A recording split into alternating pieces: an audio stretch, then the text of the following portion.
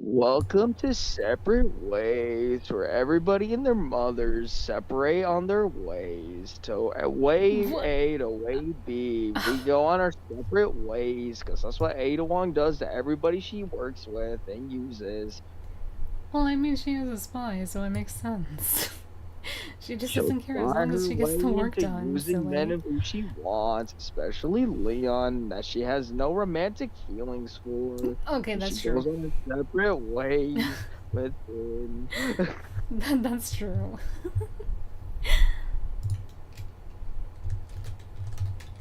If you don't agree, if you don't, I can say it. No, no, no, no.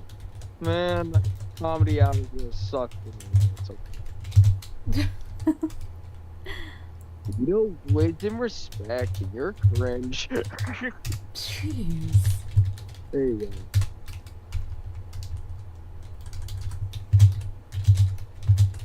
Yes, I'm on my phone snuggling my dog while this is happening. Which is fine by me, I don't mind. Your dog wants to snuggle? Snuggle your puppy or doggy, I don't mind. Yeah.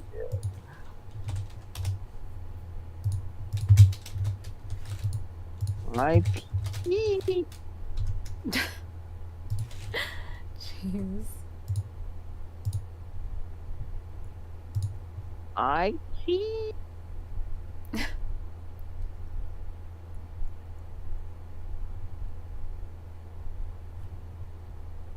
Yeah, I'm just relaxing. Hey there, Pidgey. Hopefully you're doing well. She is doing No, I'm kidding. Hush! She's doing. Oh, no, that's fine. I don't mind if you fall asleep, honey. It's fine. I don't mind at all. Don't worry, I won't take offense to you falling asleep if I'm streaming or something, or even working. It's okay.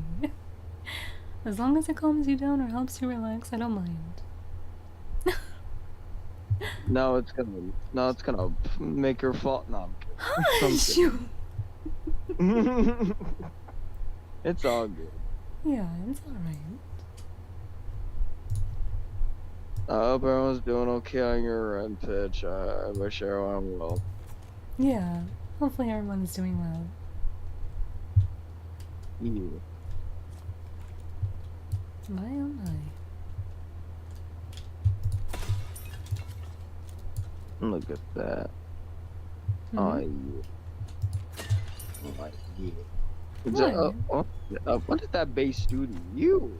Damn. Nothing. You collect treasures or items through it, silly. You're just taking away what made them so special. How could you not? I'm kidding. Really now. I'm kidding. That's alright. You're supposed to do that anyway, actually. That I know. Looks like something goes here. Yeah.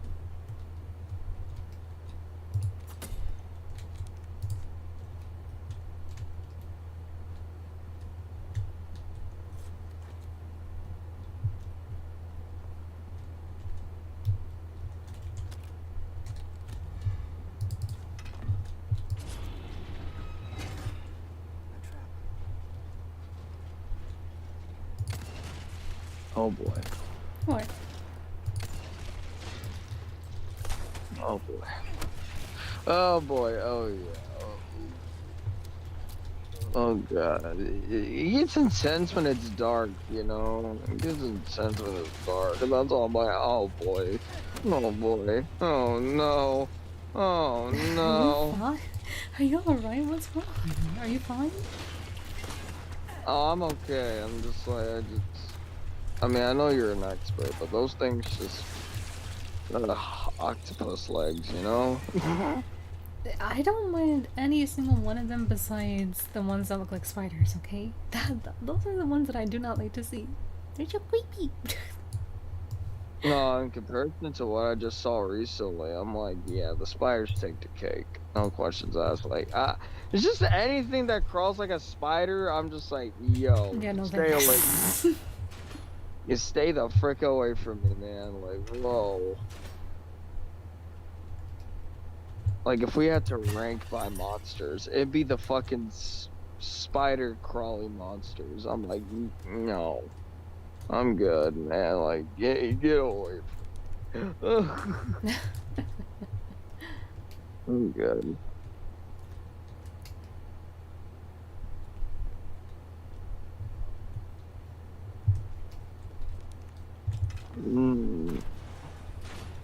Puzzles, you gotta love them. I think I I know. know that.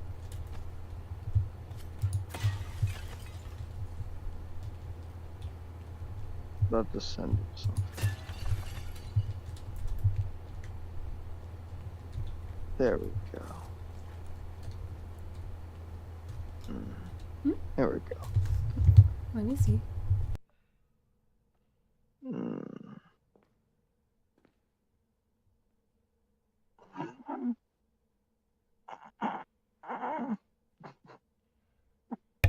What's so funny? About what you sent me? Yeah. Let me see. Let's see what's it.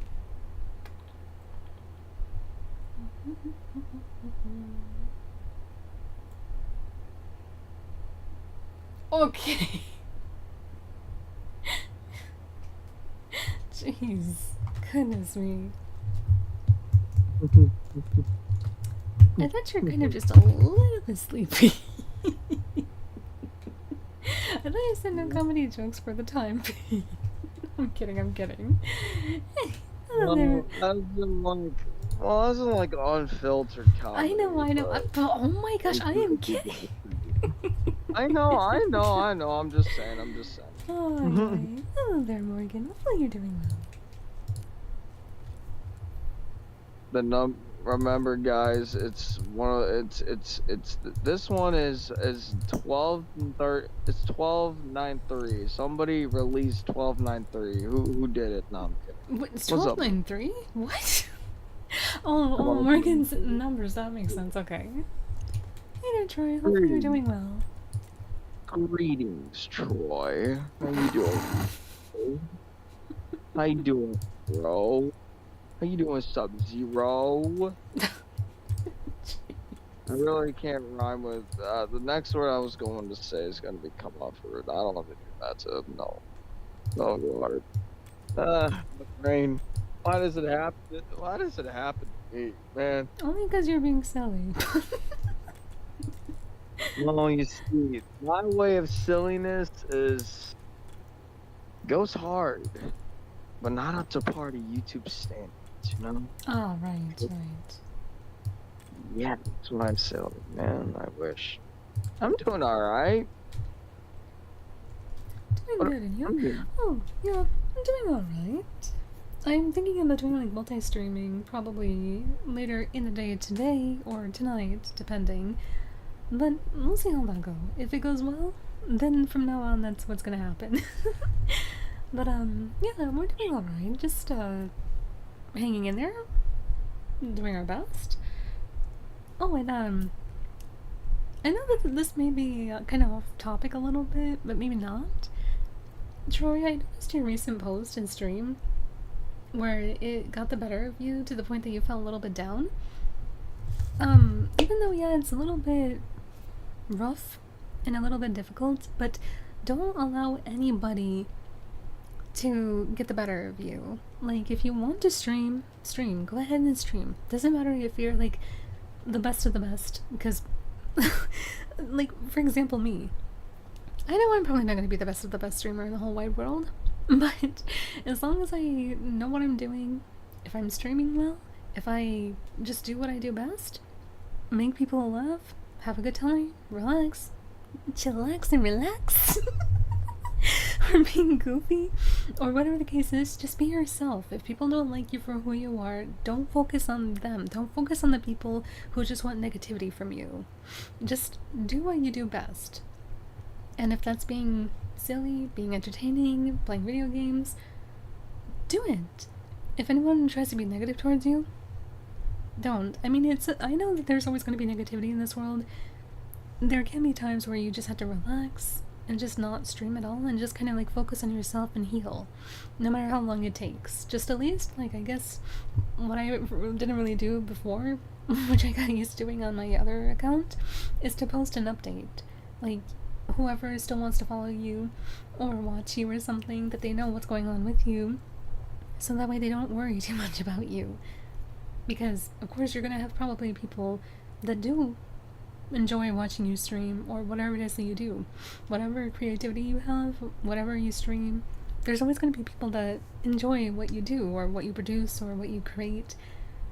So even though, like, maybe one day you may get there, maybe even better than you'd expect, just don't focus on people who want to bring you down. Because that's what makes them feel important, or at least, better than you.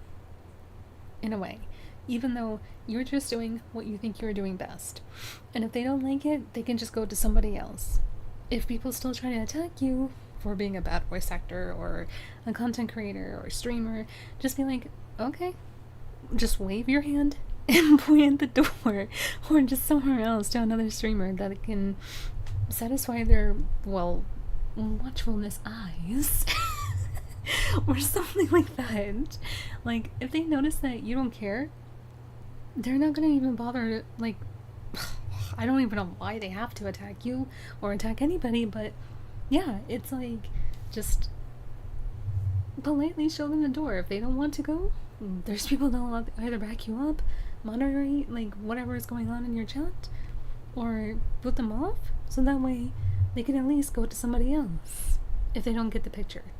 Besides, those who keep doing this stuff will eventually get noticed. So people are going to see how they interact in the chat, or in general, and just stay away from them, or at least back you up with just brushing them away. So even though, yeah, things may be a little bit rough on some days, but just don't focus on that or them. Just focus on you. Focus on what makes you happy, or at least what you think can actually provide entertainment in your own sense of way. And that's what I do. That's what most streamers actually do nowadays. And that's like the best thing that you can do, even though that you might want support, but you might not get it to some people, some certain people in a way. Eventually you still will get support. Yeah, one way or another. So just do your best, and if you do need days off where you have to just relax, do it. Nobody's gonna, hopefully, I hope not, harm you for that. So, I hope that helps a little bit. What she said. Yeah. He says that like he's falling asleep. I'm not falling asleep, I'm still awake. I know, but it sounds like you're... Oh, goofball. Bro, Jon Snow, the bro, Joe.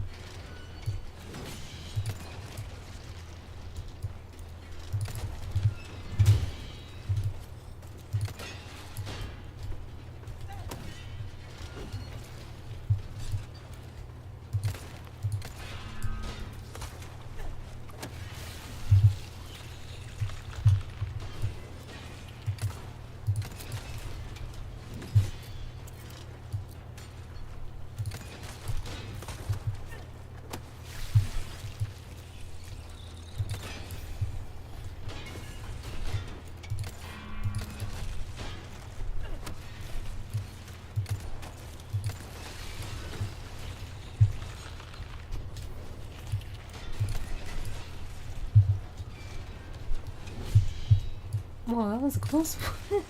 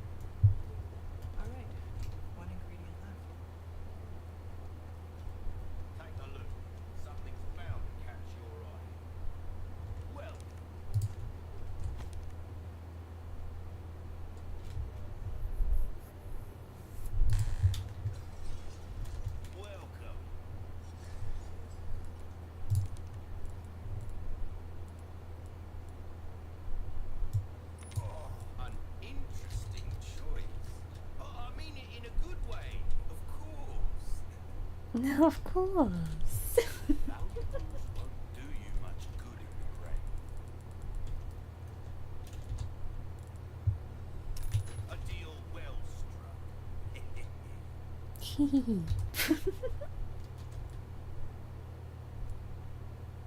Hmm? Why not try your hand at Oh, the merchant. Don't worry. Oh, okay. I'm watching. molding a weapon to suit your specific needs? It's a thing of beauty. Thank you. Do check out my Boy, wares the again. freezing boy. Oh, oh, I can't rhyme. I'm a little. Yeah, I'm a little sleepy. Yeah, So yeah. you think? Yeah, I know so. I know so. Goodness. Sometimes I'll sound sleepy even though I'm on my bed, just relaxing, watching you. Still.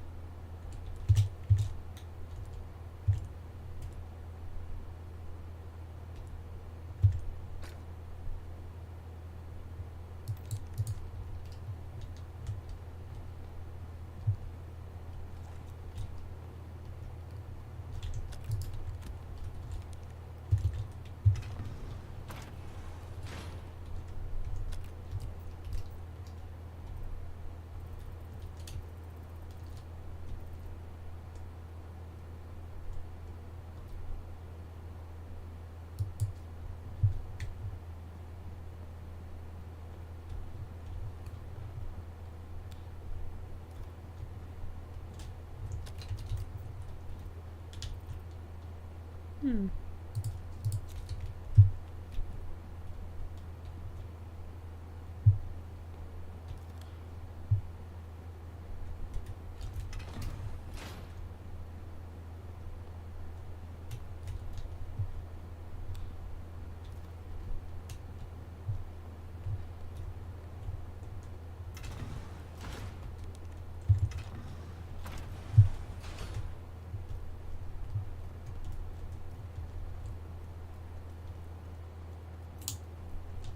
You're sure to find something.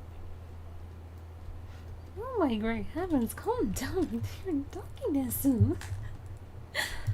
Goodness.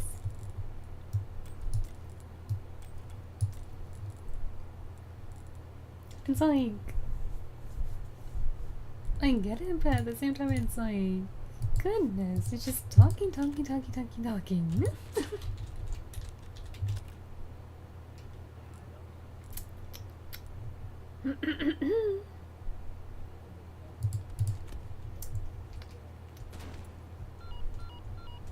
Yes, Luis? Okay, Luis. That's two. Last one should be in a room accessible from the castle wall. You bring them all to the top of the wall, and I'll have your amber. Oh, and here's some more info I recovered about that old rock. Sending it now.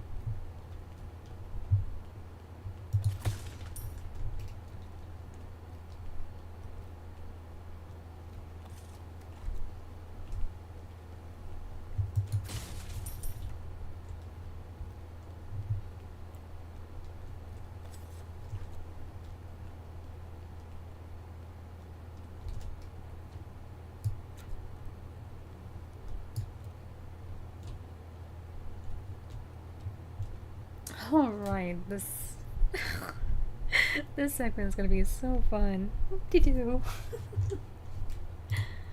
Oh dear.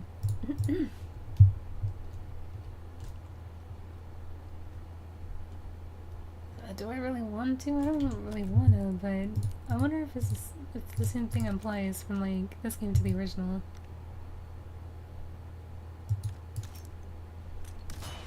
It does? Okay. That's the first time I tried it out in the remake. Okay. Oh there, Charles. Hopefully you're doing well. Just like with everyone else in the chat, hopefully everyone's doing well.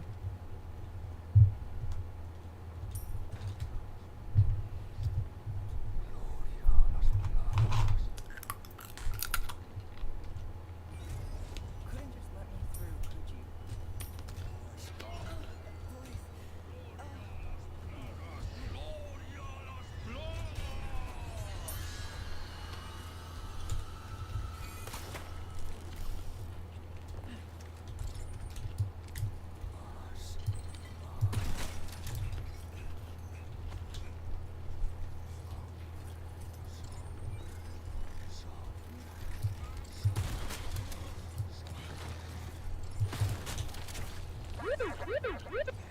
Oh my, that was loud. Waka waka. Waka waka indeed.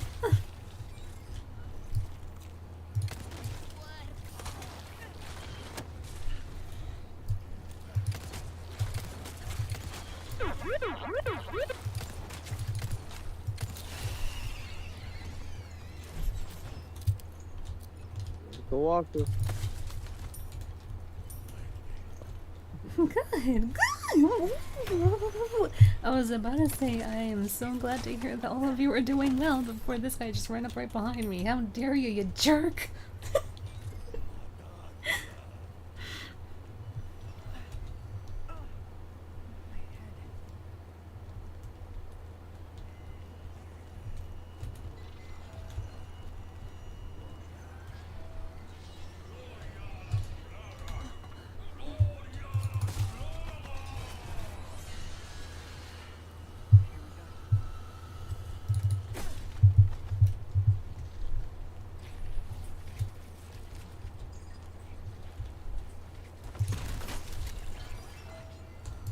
Oh, for heavens.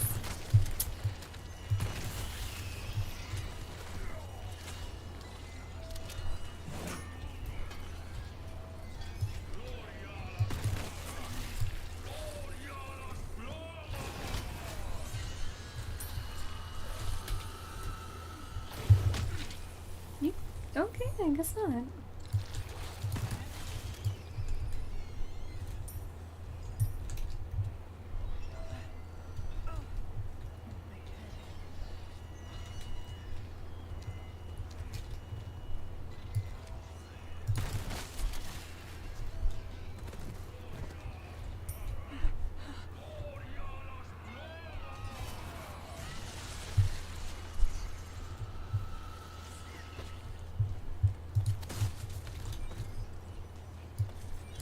Oh dear, well...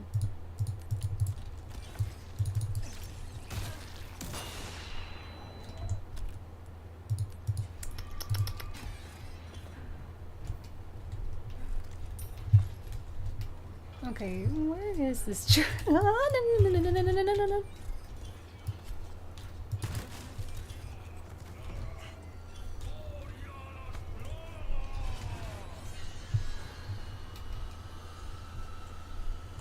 Oh heavens, okay.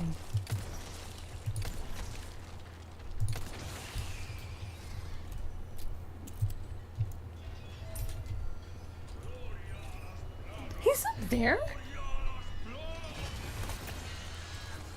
Excuse me?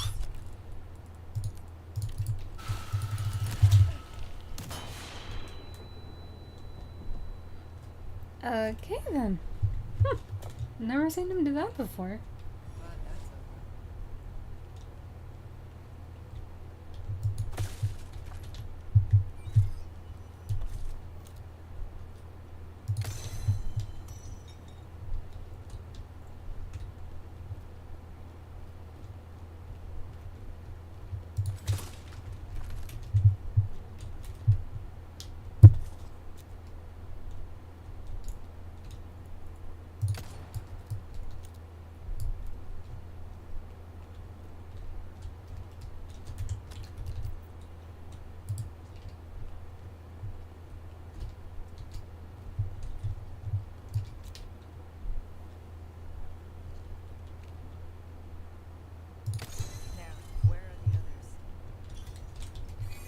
you seem a little bit enthusiastic about that.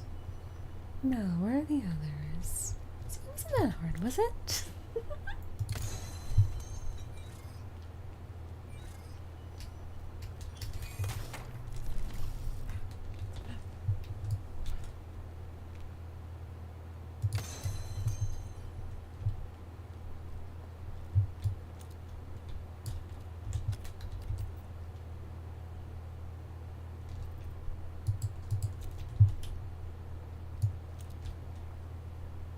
That should do it.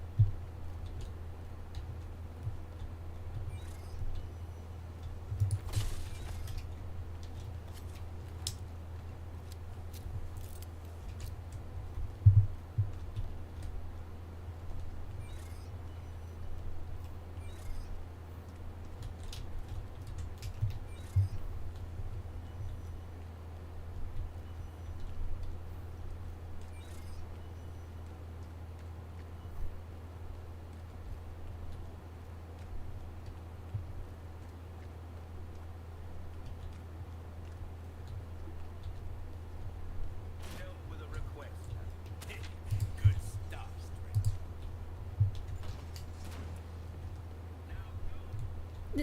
It's okay, stop talking. Talk later.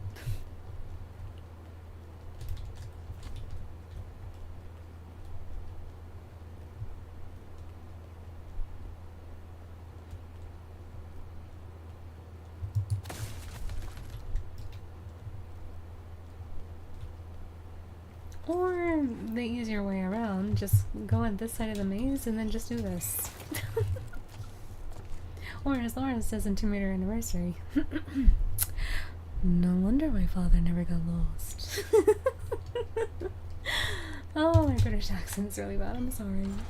Oh no, I was just teasing at the merchant who always just talks and talks and talks and talks and talks in this game in comparison to the original. The last ingredient's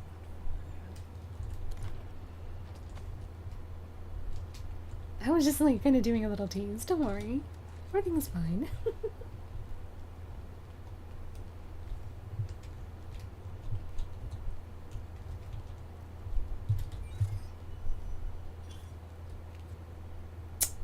Oh boy.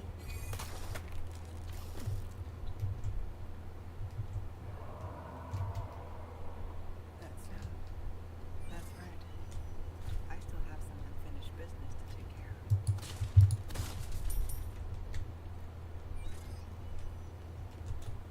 And so do I. Leon needs cuddles. No, I'm kidding. I'm kidding.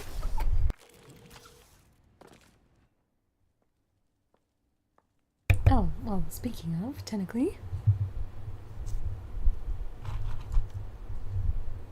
So, what's become of the amber? Sorry, nothing yet. But my little helper is creating quite the commotion. Hmm. Everything will work out just fine. As long as you can keep your dog under control. He's a good boy. Predictable. Fine. Keep your mutt. Excuse me? Crying to me if you get bit. The way that they really disrespect on Leon. Leon,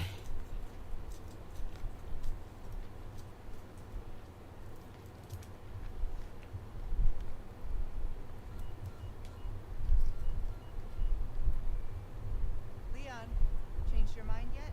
Yeah. Assuming you haven't, I've got a tip for you. Seems like something big is about to go down in the throne room. Babysitting's tough, huh? You would know it because you're using Hamida all the time.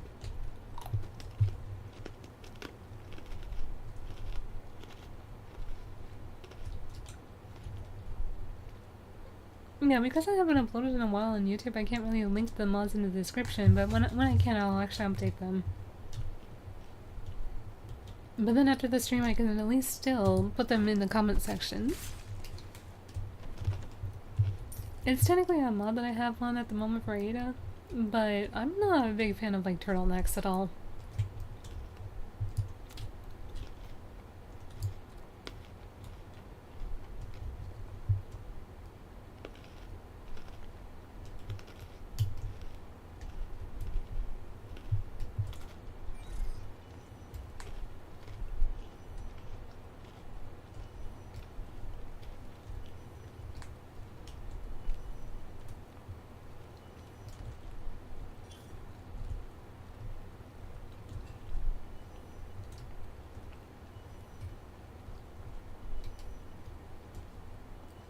Okay, that's just her. I thought it was the enemy. Or is it?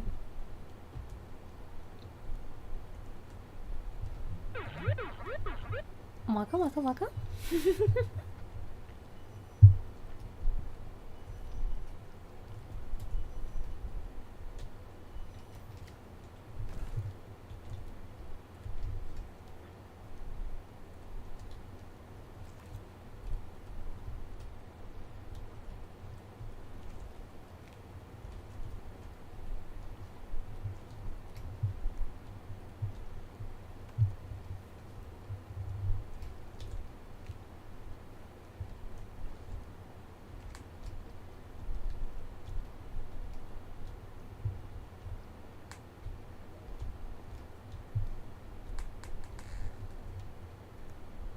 Oh, ooh, hello, hello, hello, hello.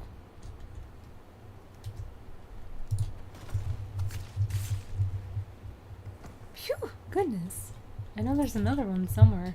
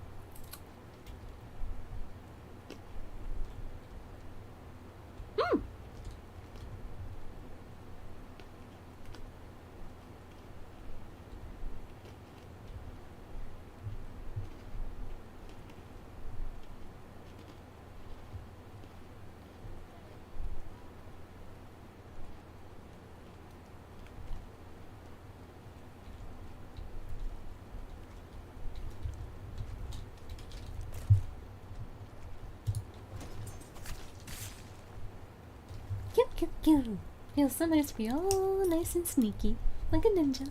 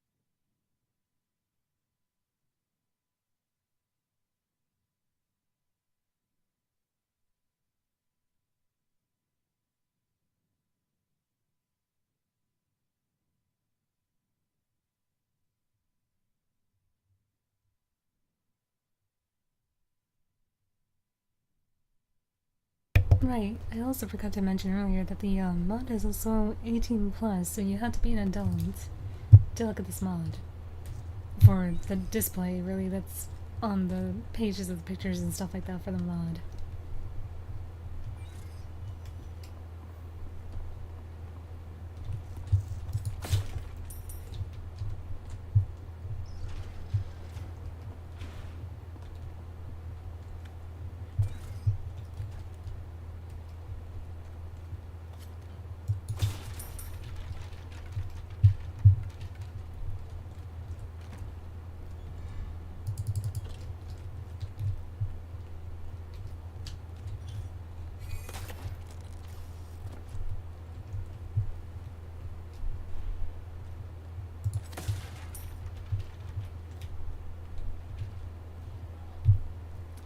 Oh then.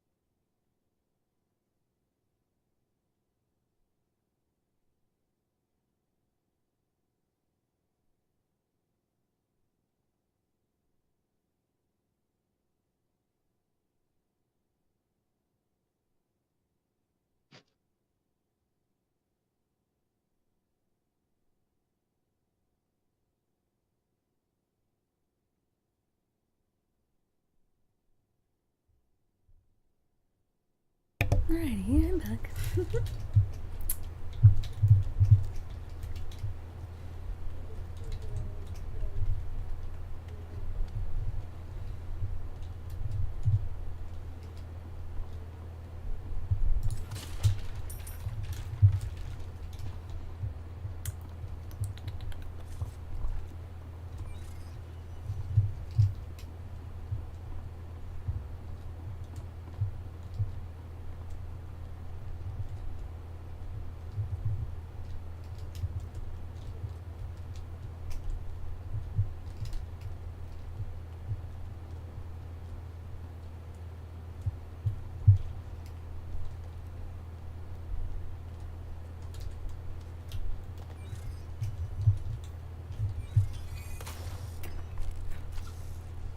Why, thank you, Morgan.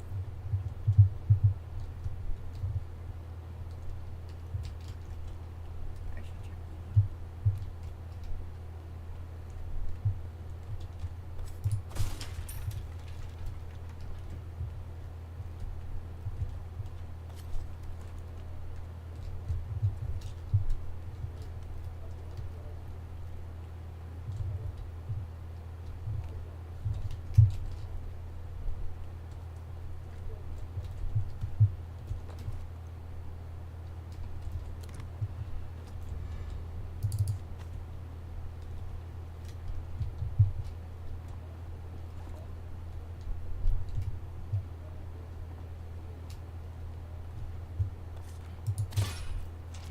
This must be the collection room.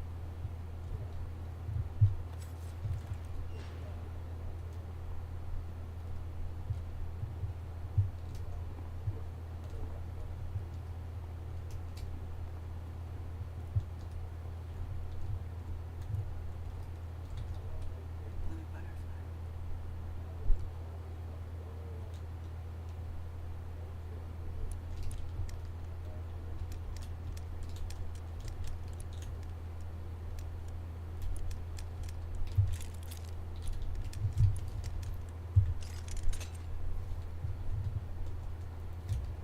So basically, how you figure that out is I think you read these notes.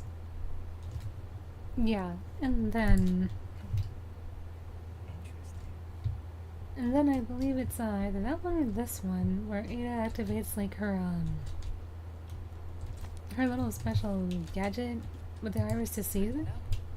And then it'll lead like footprints up to these clues.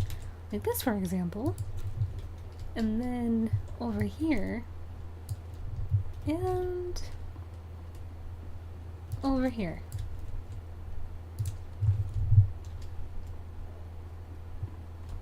Yeah, this. And that's basically the solution.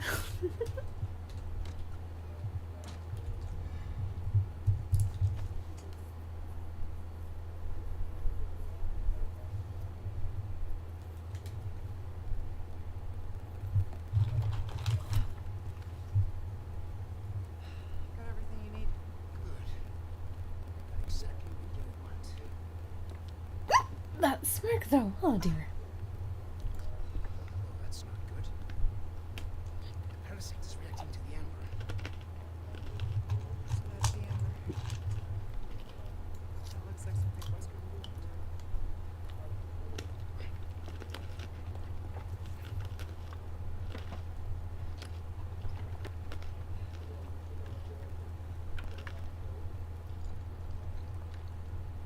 Alright. I think I forgot to mention that I am a big sucker for Leon. If I see any Leon mods over somebody like this, for example, I would definitely take it. And here it is. I mean, I don't mind Louise, but I just love Leon too much. This will knock out the parasite. But only for a time. You ready? Salud.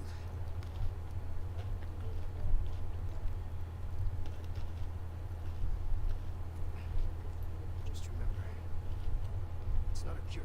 We still need to find a way to get that thing out of here. Oh, Louise knows. He created the cure.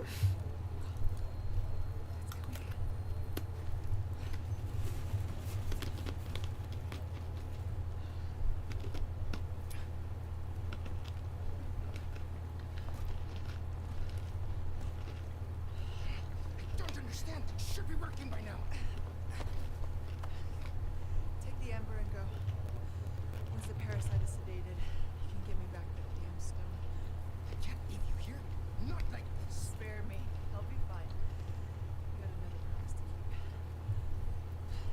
All right. But you come find me as soon as you're done here.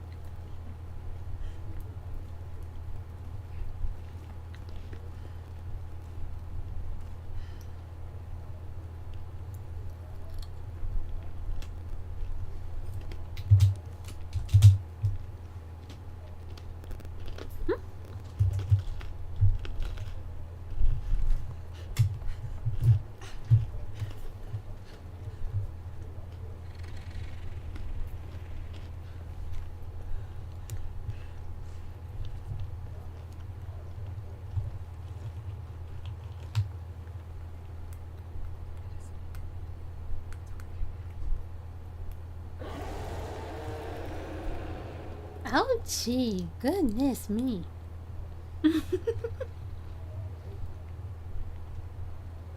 That was our sensitive ears. How dare you,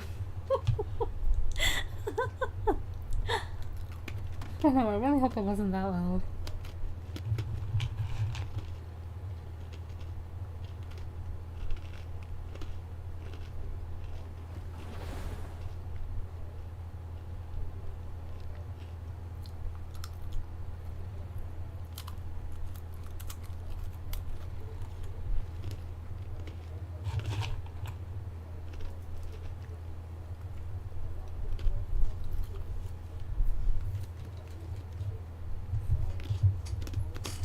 Louise, I need to reach you.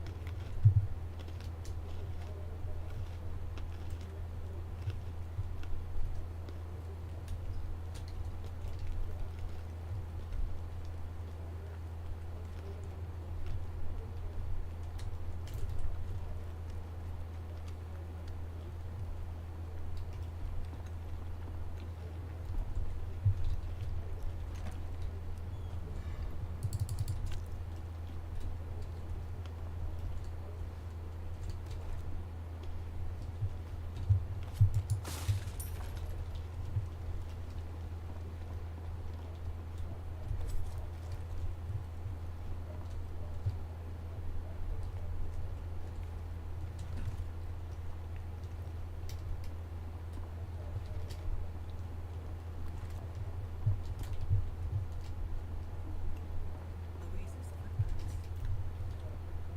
Must have gone this way.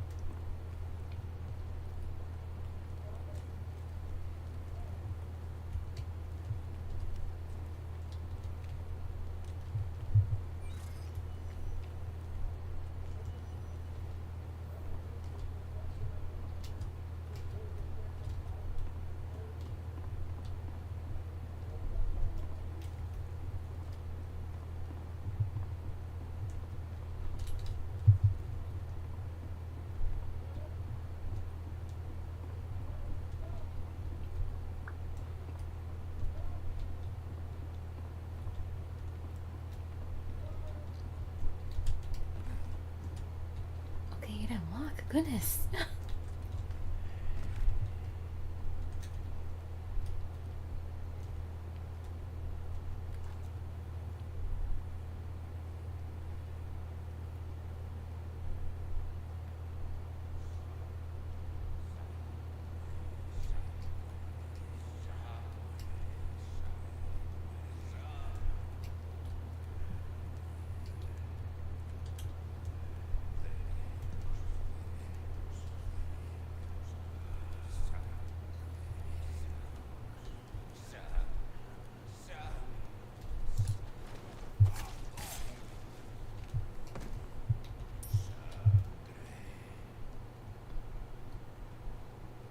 Um,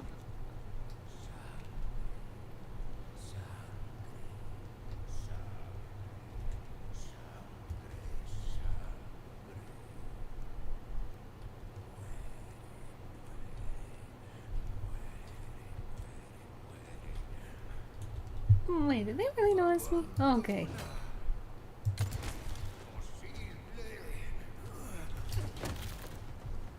Goodness.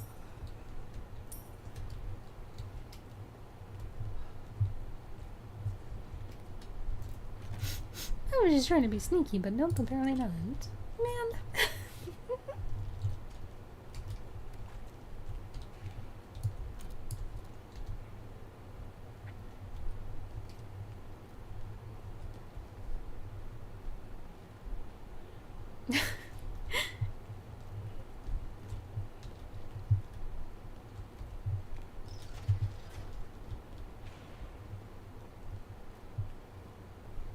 Yes, but I will admit that, Leon has tougher kicks, actually.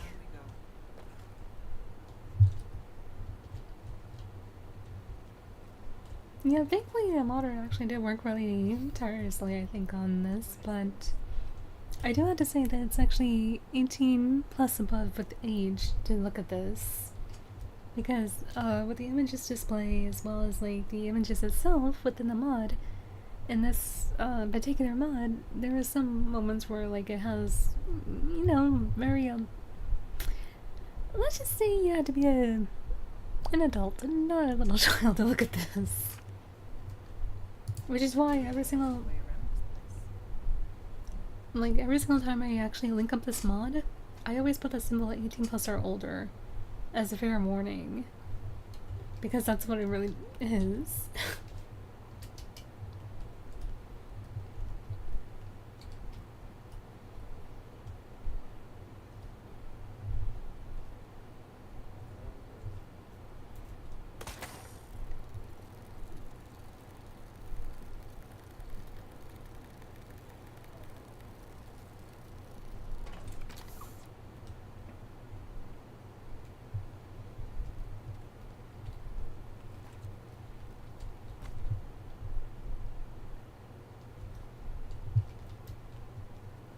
But yes, as you can see, I actually put on this mod with the safe side on it. I wish I could change the color to black instead of red, but I can't.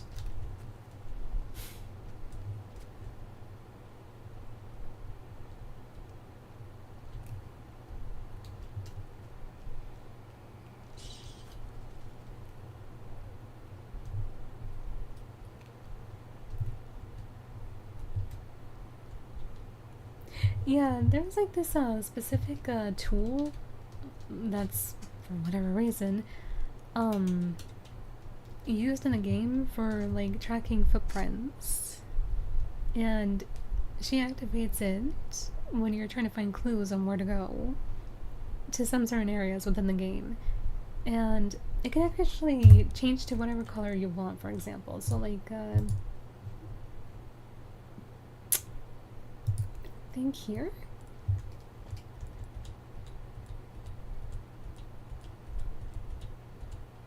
Kind of forgot where it was. I think either here or, it was like,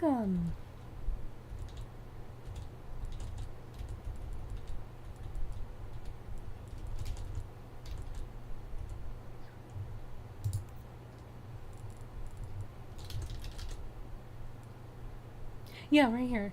So, you can actually change this to whatever color you would like that fits, like, to your liking in a way. I just chose red, so, like, her eye color can definitely just change whatever is in the center right here, in a way. Since I had it on red, her eye glowed red.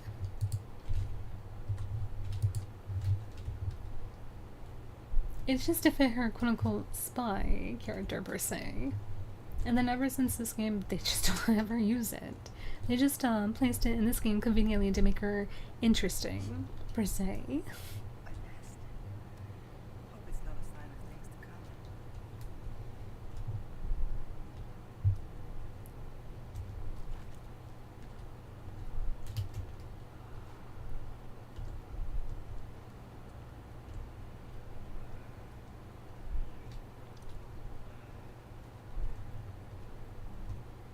Yeah, in the original she doesn't have it, but they conveniently made her have it in this game. Just like with that gadget that she has in the 2 remake.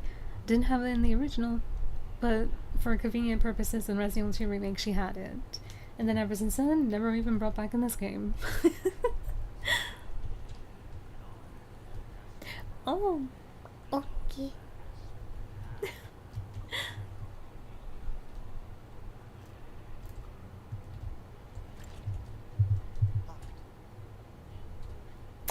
Oh well.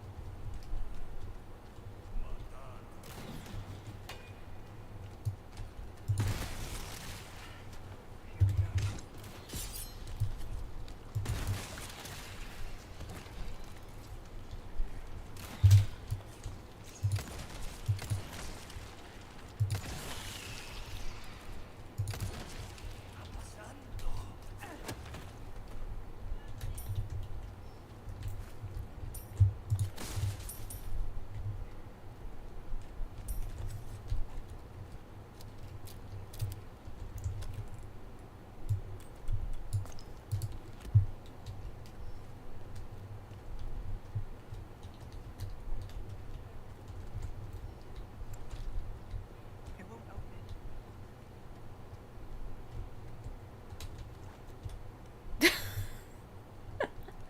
Splash, splash, I'm taking a bath, buddy. Wanna go, Ada? No? Okay. I guess she does. I guess she doesn't like to swim. I'm kidding, I'm kidding. Right, please.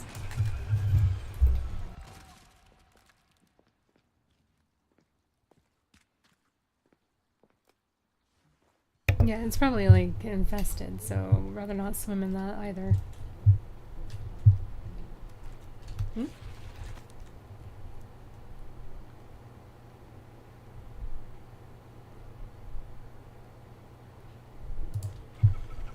Oh, hello. Goodness. I was about to say, are you not gonna allow me to read that?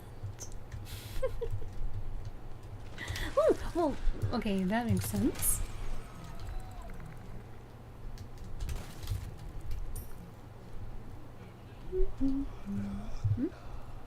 Where?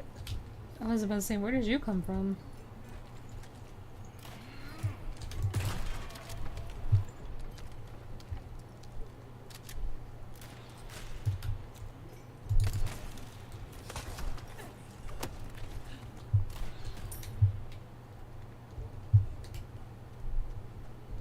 Well, it does make things a little easier when you're playing on the mouse and keyboard working.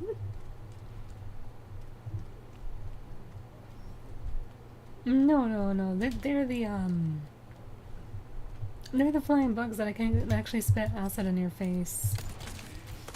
Ooh, speaking of.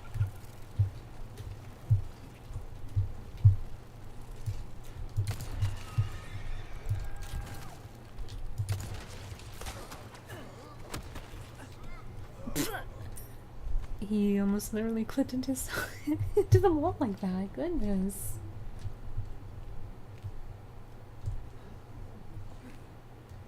But no, apparently people in Capcom decided to remove the spiders in the 2 and 3 remake because they thought it was going to be too frightening for players when they'll play the game.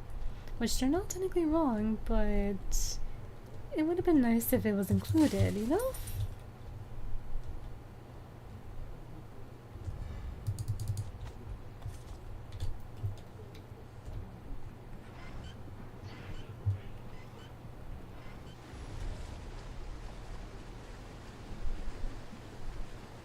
That She hopes.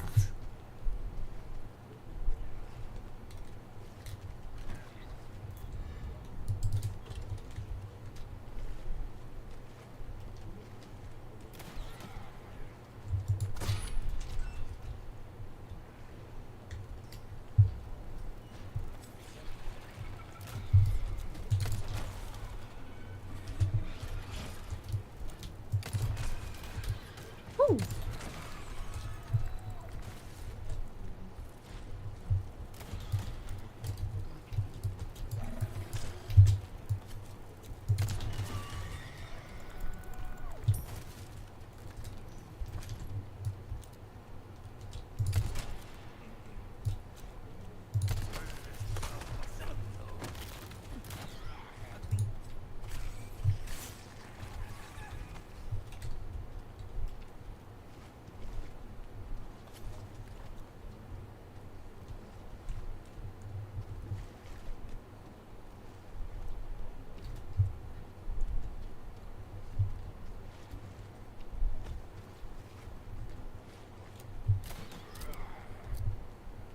Dude, have patience. Oh, goodness.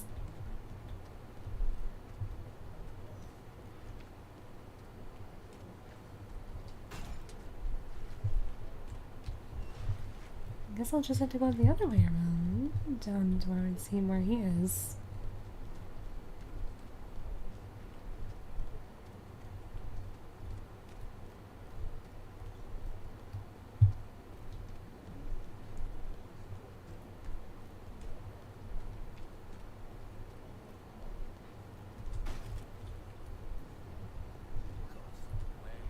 Perfect professional.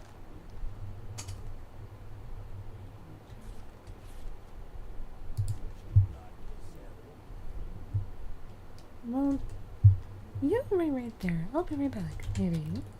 Or just put this in storage and then let's see what else.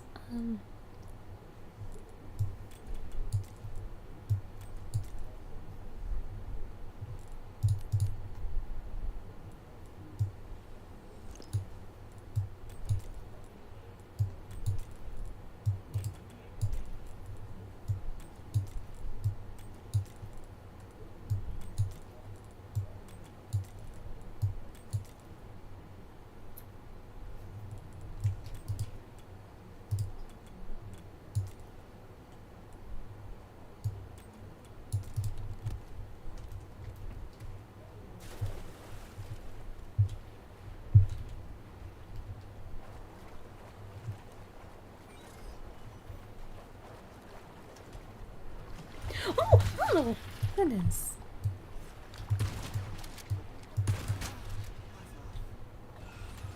Okay, that was kind of funny. Buzz off, she says. Sheesh. Oh.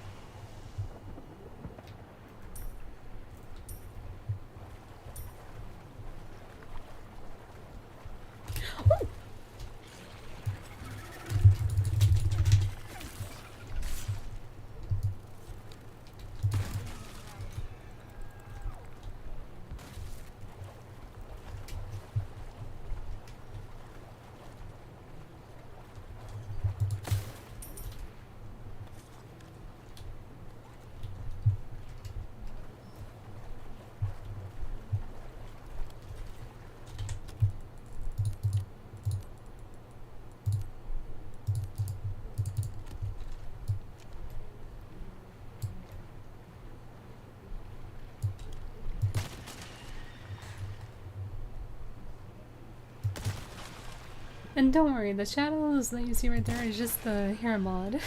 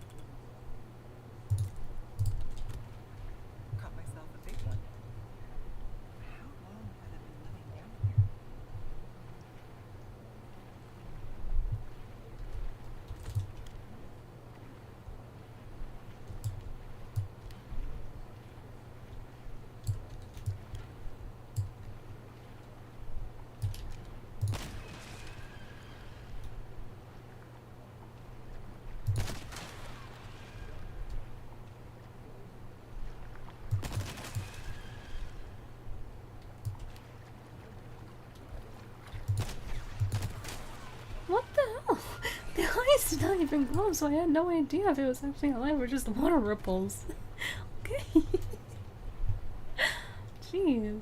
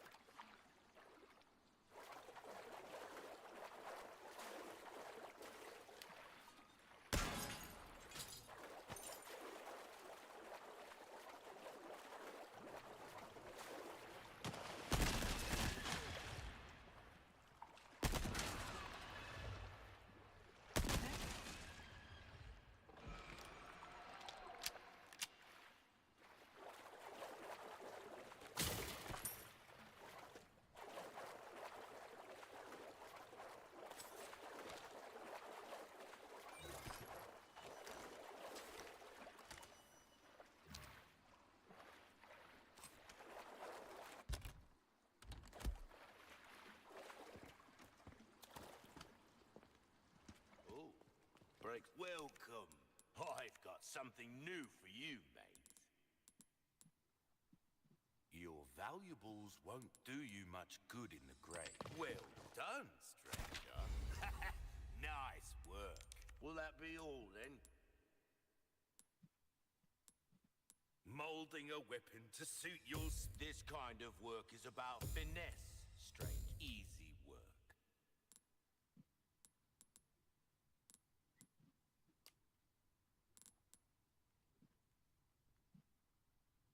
There's some things money can't buy.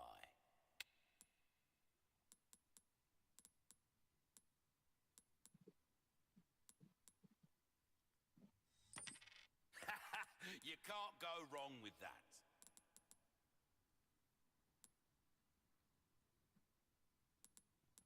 Anything else I can help you with? Don't get yourself killed now.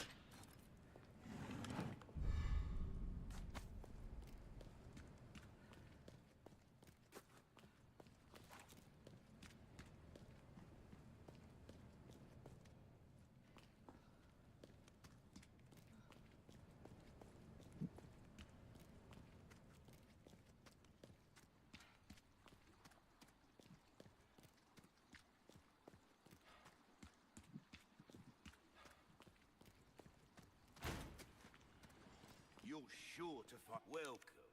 Got some rare things on sale, stranger. A deal well struck. Now go and cause some mayhem.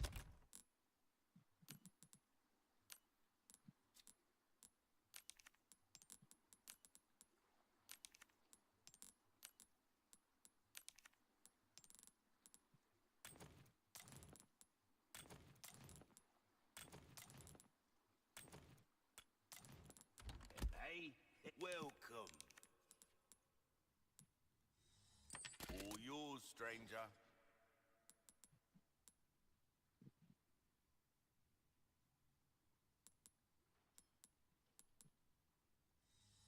All yours, stranger. All yours, stranger. All yours, stranger.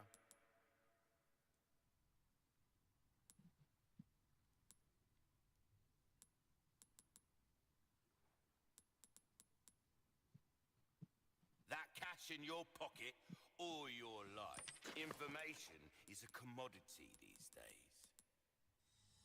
All yours, stranger.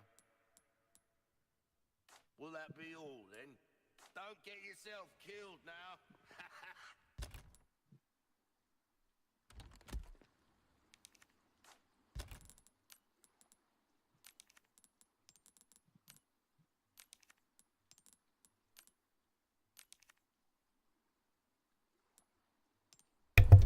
Well, yes, the reason why is because, I don't know if you know much about, Welcome, stranger. the cheats, per se, or glitches that, speedrunners used to use in the original, but there's a reason why they put effective plus 8%. Are in tip-top shape. Can I talk, merchant, please? So, it says effective plus 8 running speed. The reason why is because when you obtain this shotgun in the original, if you equipped it and unpause the game really quickly, you'll run like this within a flash. That's why. They're hinting the glitch that they left in the game that the speedrunners found and are hinting at this. Hence why it's expensive.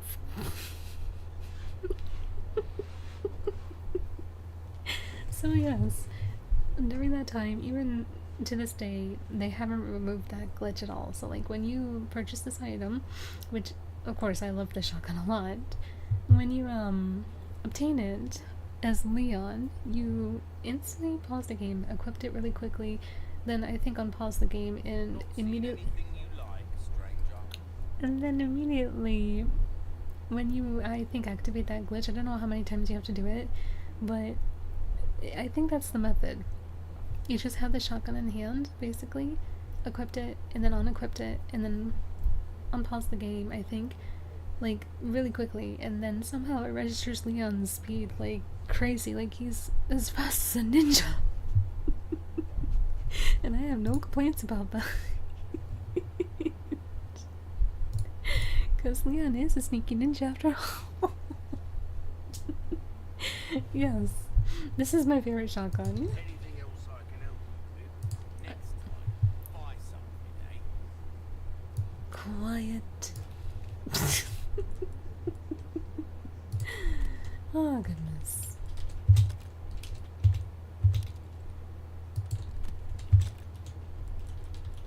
I will need this probably during the castle segment.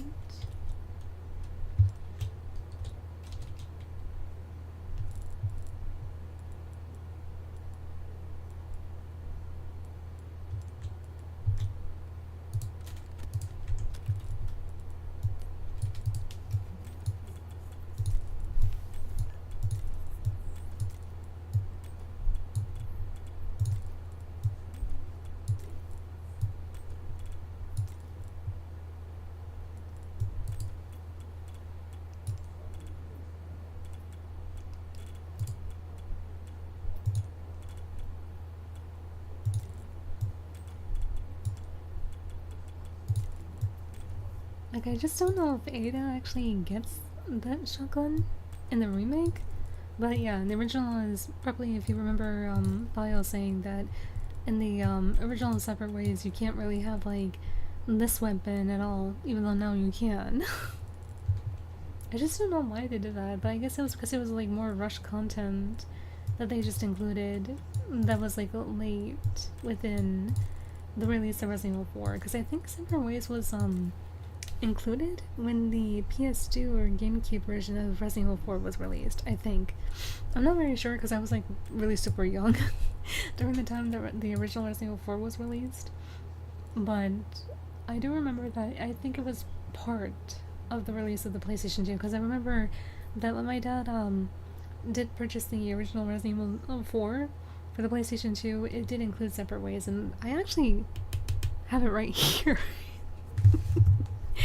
And yeah, on the back of the cover it says Premium Edition Resident Evil 4 game, the making of Resident Evil 4 DVD included, and then it says Limited Edition Ada Wong laser cell, and on the back it just says Resident Evil Reinvented. As U.S. agent Leon Scott Kennedy looks into the abduction of the president's daughter, this investigation leads to a mysterious location in Europe.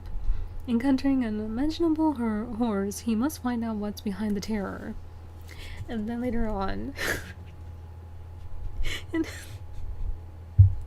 lord, in Resident Evil Infinite Darkness, I believe, we have another character introduced into the series, and yes, all the CGI movies, including from the first movie of the CGI creations of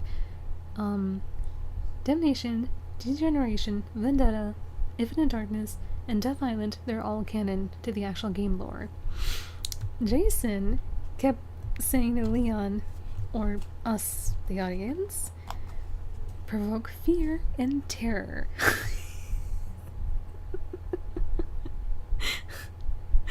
Oh my gosh. But yeah, let's see.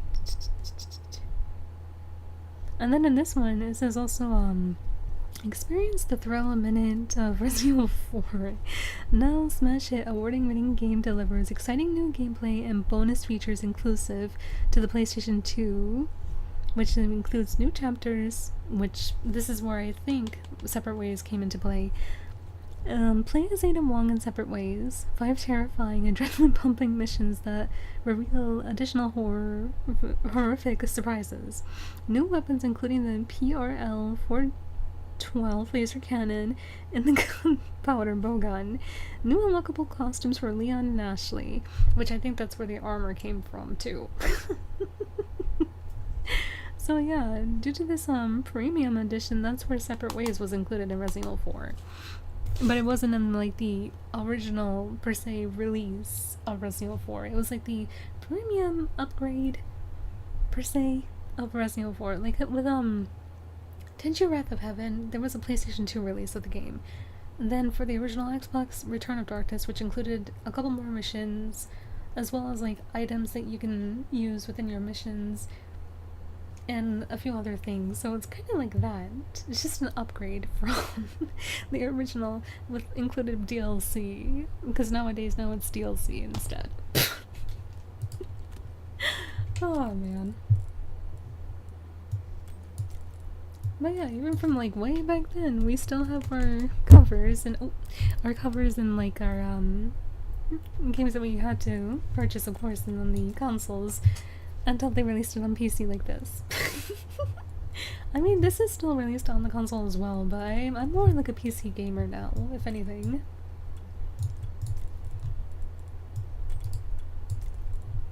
But yeah, I do still, in a way, play on console. But again, more PC than console.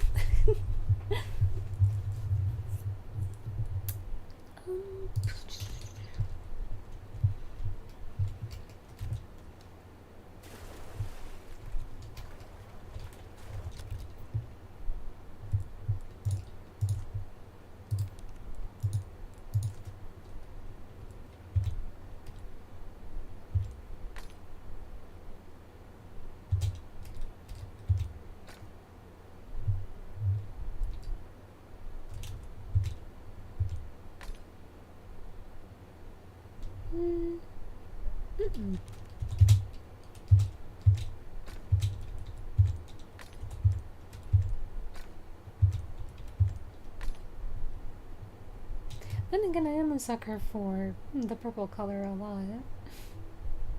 I just don't know if I want it like this or not.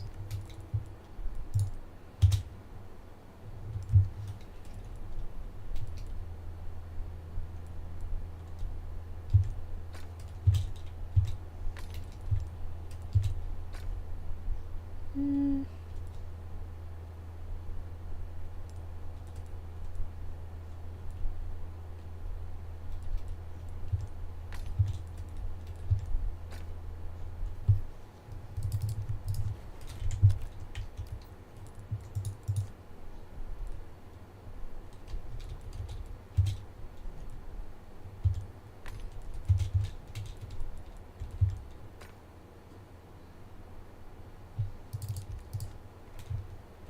Oh yeah, and I'm supposed to actually sell Leon's jacket for one of the tasks from the merchant, but I'm keeping this. It's Leon's jacket, I'm keeping it.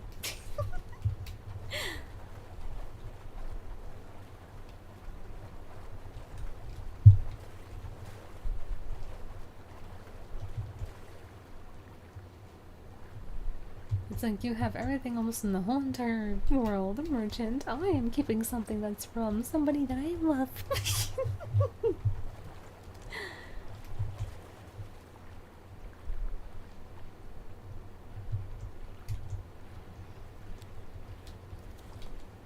Almost there. Okay, Louise.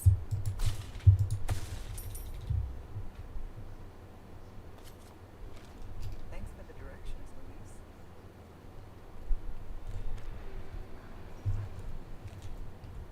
Oh yeah, I'm not sure if you were there during that stream when I said like the segment with this lovely individual was used nicely in the remake, and this is where I was talking about that.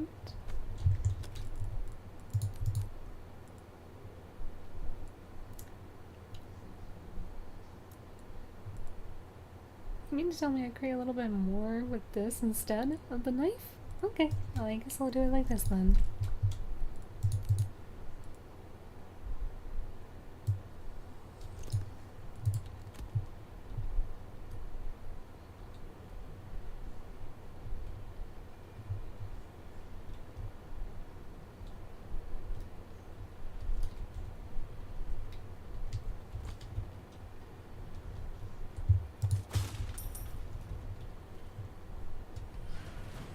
This big guy. I think, yeah, the design kind of creeps out Onissa zombie a lot, and I can't kind of blame her because at first I was kind of. Can I talk? I was kind of creeped out too, but.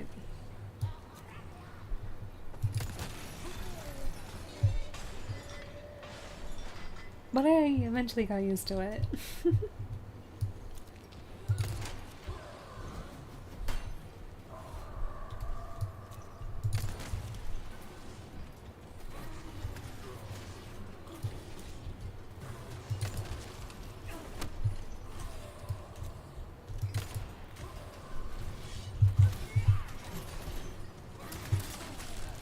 And that's why I'm not too creeped out, because he can kind of, in a way, assist you if you're sneaky enough. Come over here.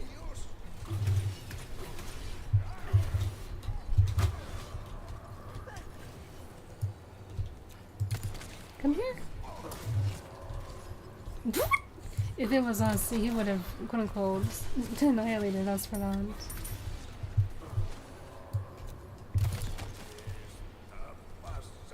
I know you heard that. Come here.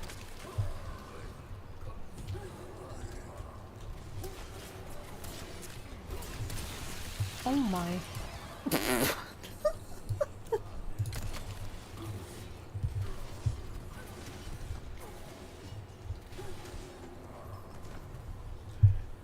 Oh yeah, I started with the original Resident Evil 2. I wish I started with Resident Evil 1, but no, Resident Evil 2 was my first, like, the OG classic.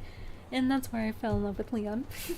I mean, I love Claire too, but I love Leon more. But then again, I do love the whole entire legendary cast. There's no doubt about that. I love Papa Barry Bear. And yeah, that's Barry. Burnt. I love also Precious little Rebecca Bean, or Rebecca Chambers. Yeah, I do love also Chris and Jill Valentine, but Leon always will be the number one for me. Then there's Kevin Raymond from the Outbreak series. Like I said, despite the fact that I didn't play the Outbreak series, I am aware of it in the characters. Oh, okay, never mind. And then, of course, Steve Burnside. A lot of people don't like him, unfortunately, because of his original voice, I think, being a bit too annoying. But I didn't mind his voice whatsoever. I just feel really bad for Steve.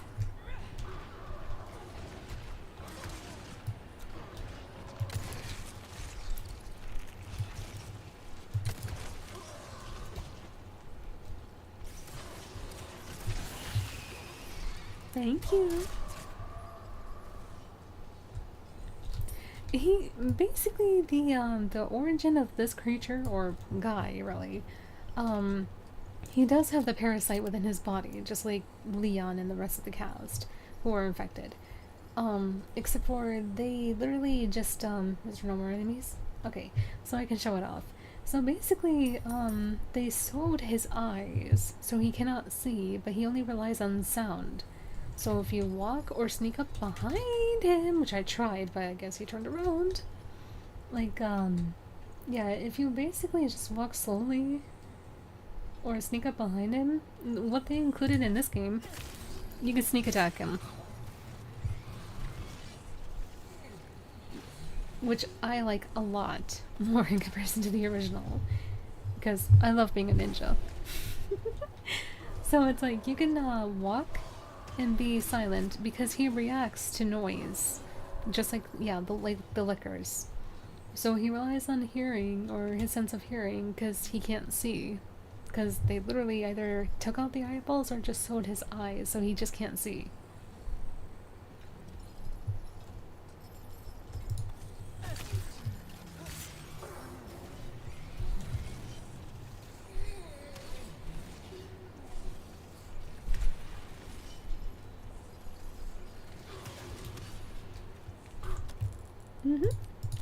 Which is why I'm like saying to, or at least to Onissima Zombie, she doesn't have to be too frightened about this lovely individual.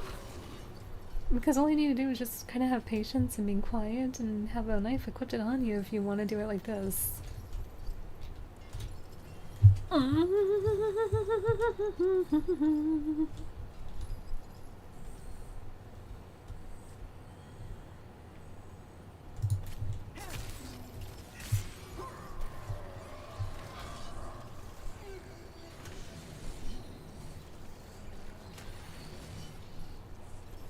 Yeah, it may take a little while, but better to save your ammo, right?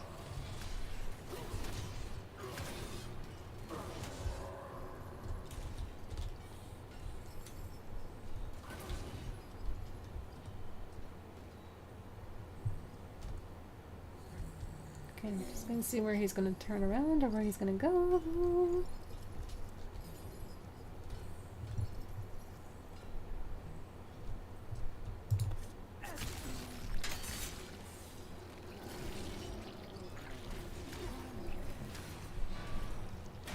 And there you go. Thank you very much.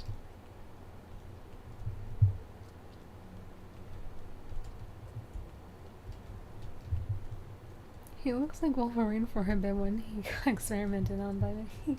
Yeah, I think that was also the reference as well for this creation.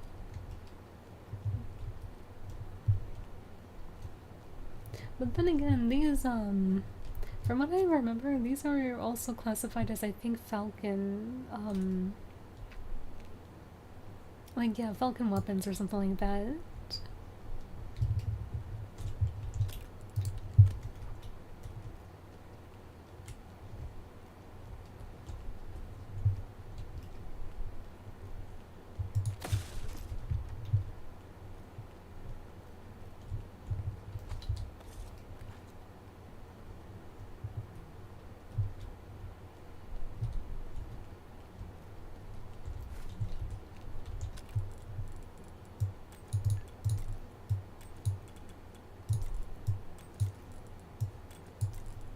accidentally picked this up. I usually don't use the first aid spray.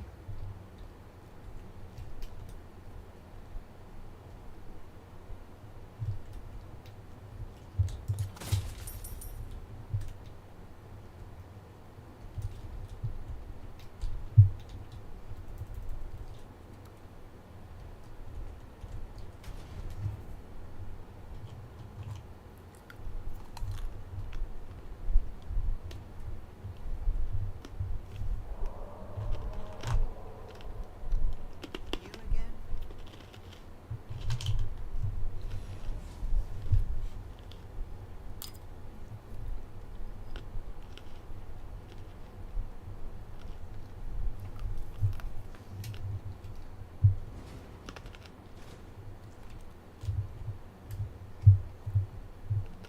Take a look.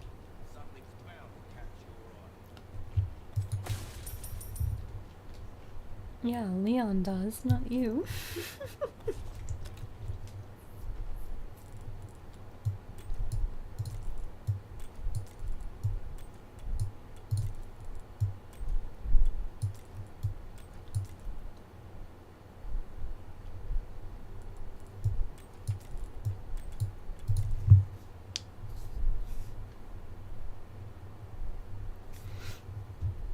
Yeah, she and Bio, I think we're planning on doing some races, and Resident Evil was one of them. Or at least, they've been doing that for, like, the entirety of the week. Which, of course, I don't mind. It looks like it was fun, actually, doing that race, together.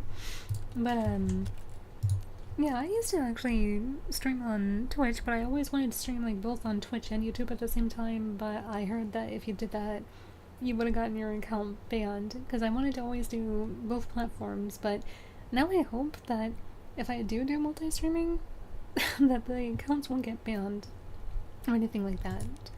But, of course I'll follow, like, the guidelines and everything else of the sort of the nature, but it's just like, there's people on Twitch that don't want to come here on YouTube, and there's people on YouTube that don't want to go on Twitch, so it's like, is it possible to stream on both platforms without, you know, one side being like, ugh, about it? I mean, I think YouTube is alright with it, but Twitch wasn't. And it's like, oh, man. So, yeah. It's like I wanted to, like, pretty much focus on the followers and subscribers I had on here and on Twitch. But, well, it doesn't help with, like, the direction of what's going on there, too, in a way. Hopefully it gets better, I really do hope so.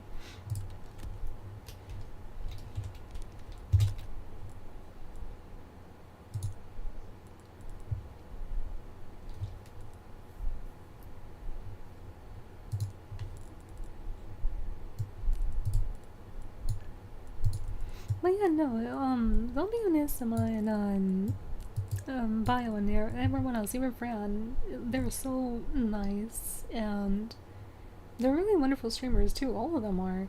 So, yeah, if you follow them, you won't be disappointed. Oh, I'm not, though.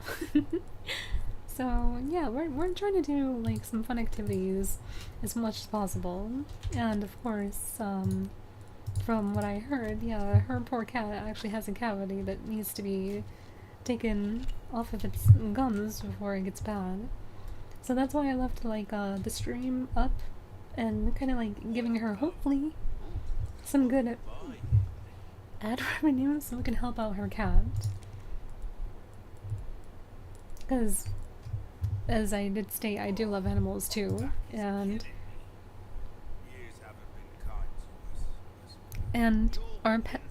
Can I talk? Merchant! Merchant! Can I talk? Please! He says one thing, then he has to continue on with the next. But yeah, I understand how it is, because I also have pets too, and I'm an animal lover as well, so it's like, anything that I can do to help out with the sake of making sure her cat's healthy, I'll do it. And of course for her as well, and her family. Dazzled, are you? I'll cross the shit tomorrow. Give that the care it deserves. There you are, as you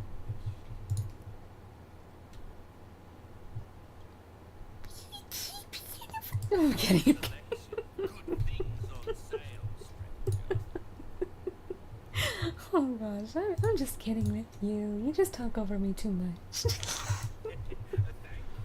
out my wares again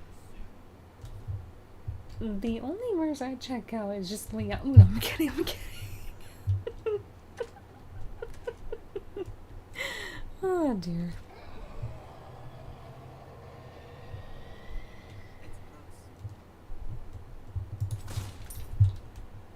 Well, they deliberately purposely made the merchant just talk too much in this game. I don't know why. I mean, I know that the voice actor, it's the same voice actor who does the merchant in Resident Evil Village, who also does, what was the son's name? I forgot, Louis Baker? From Resident Evil 7. And then he does Nikolai in Resident Evil 3 Remake.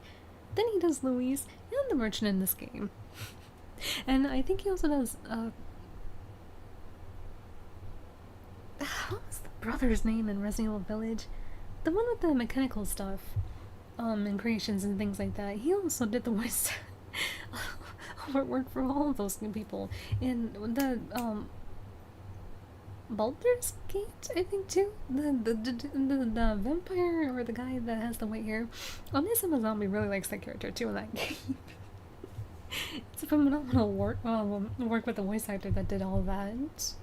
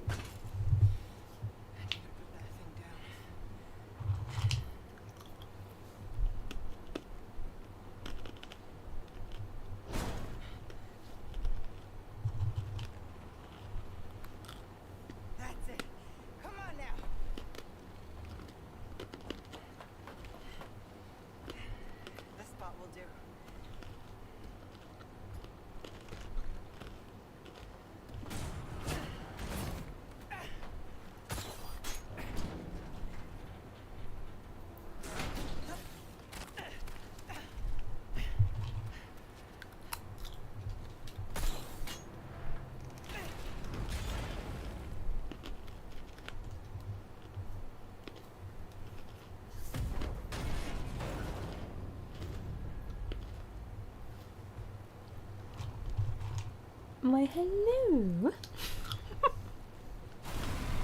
Okay, owie. Can't stand the clingy type. Time to end this for good.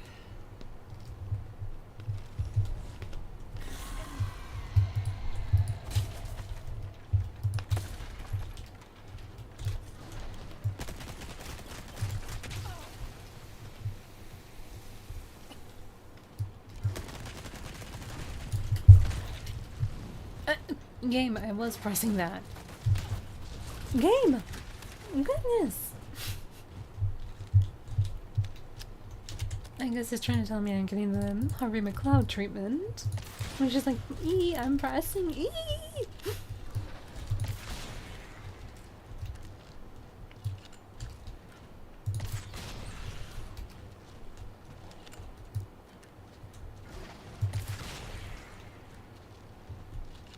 This thing was a lot more scary in the original than in this game, honestly. Okay, finally, gosh.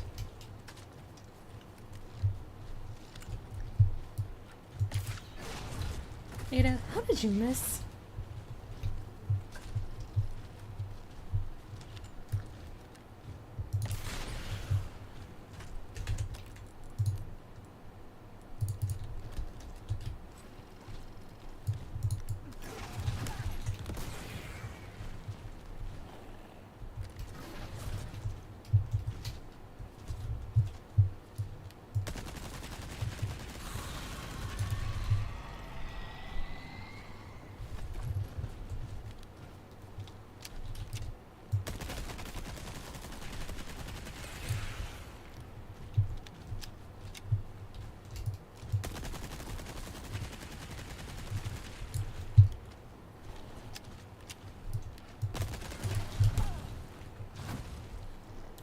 Yay, move!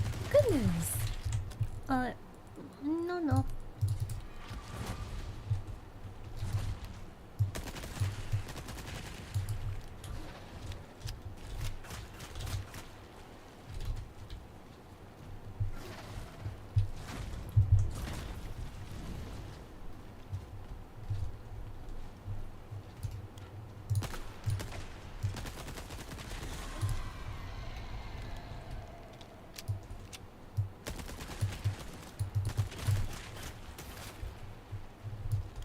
It's shooting the little parasitic blobs that quote unquote infected Ada with the parasite at the beginning of the game. But in this case, it like if you're close to it, it just goes kafoo and just basically knocks you back. Other than that, yeah, I don't understand how in the beginning of the game it affects Ada and then all of a sudden it doesn't. But again, for plot convenience, probably.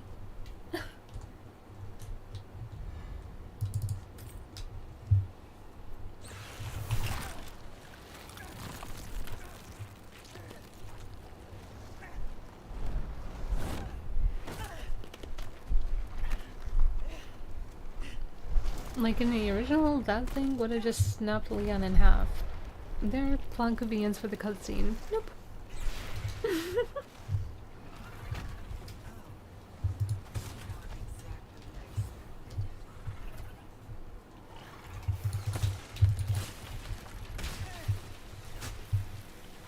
Really?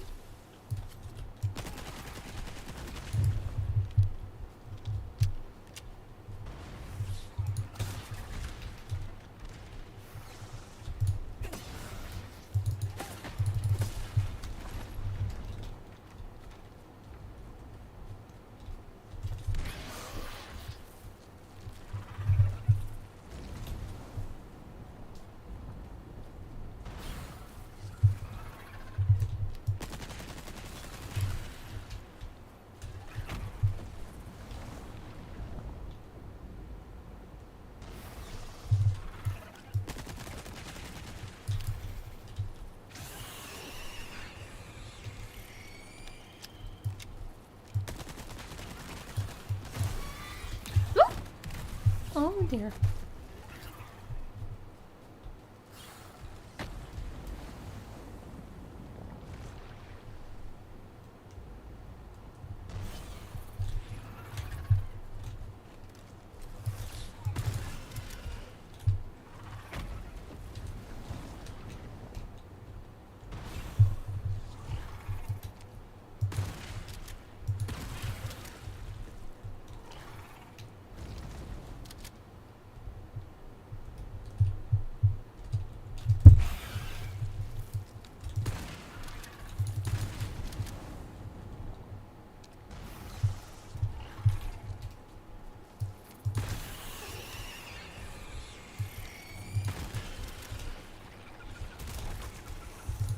You're not getting away.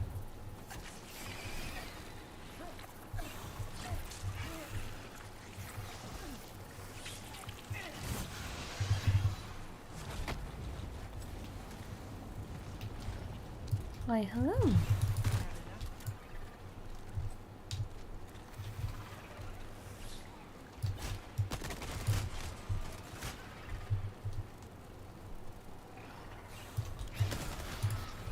Oh, jeez.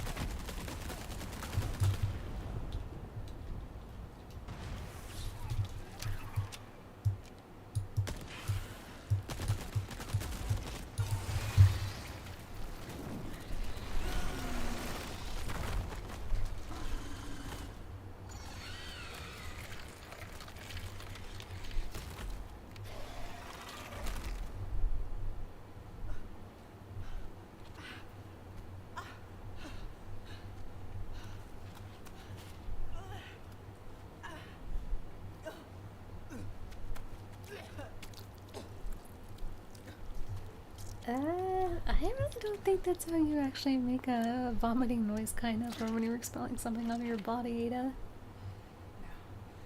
Find Luis. From experience, as we probably all did, it's actually more like or something like that. But nope, I never heard anybody throw up just like in a way that's just like no, nope. I don't know what the director was thinking to make actually Lily just make that noise when vomiting.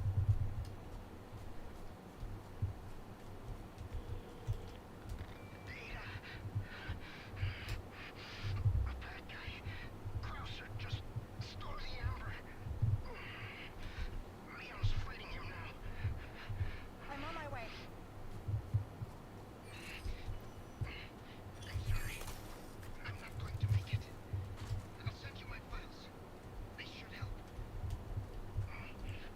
The amber, Luis. Where is it? Thank you for the chance to do it again. What are you saying? Like I said, I'm just your good old Samaritan. How about you help Leon when I'm gone, eh? Speaking of, sounds like he needs me. Leon!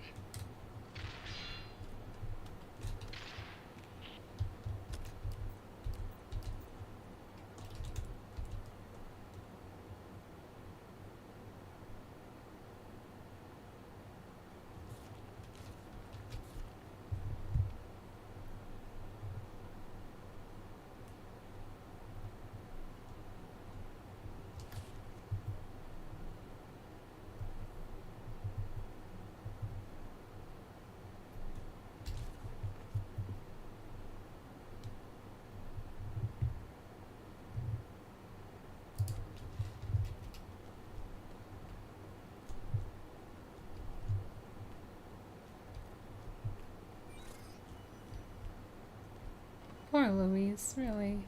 They could have kept him alive, but nope, they decided to still follow with the original script to go, bye-bye, Louise.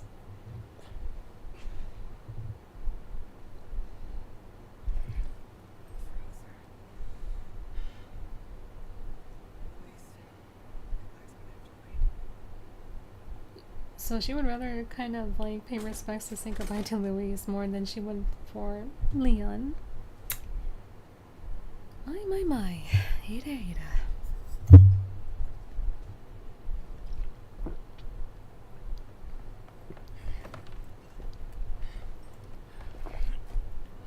getting away.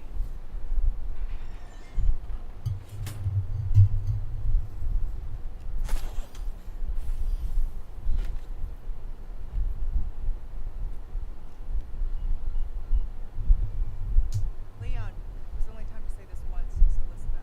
You took your friend to the top of the clock tower. If you hurry, you might get there before she turns into one of them. So you aren't heartless after all. I guess I should be thankful. Yeah, you should. Jeez. Back to Krauser.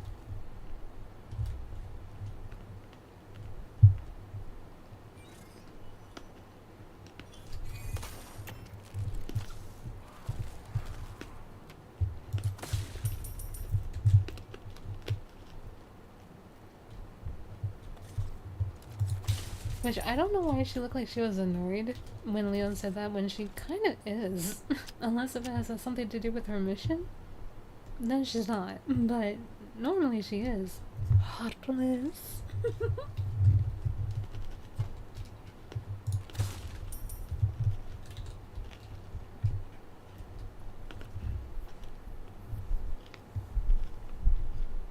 do you get over there so fast?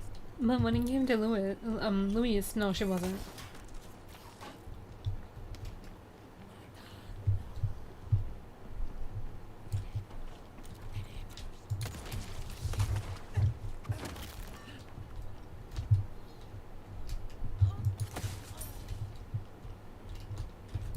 Dang, lady. That didn't hurt too bad, did it?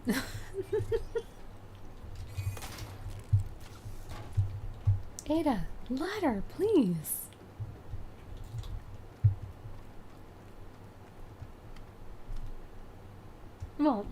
yeah, technically, I did kind of use the mods to somewhat make myself a real Ada, but Ada just likes to do things her own way at times. Yeah, the ragdoll physics.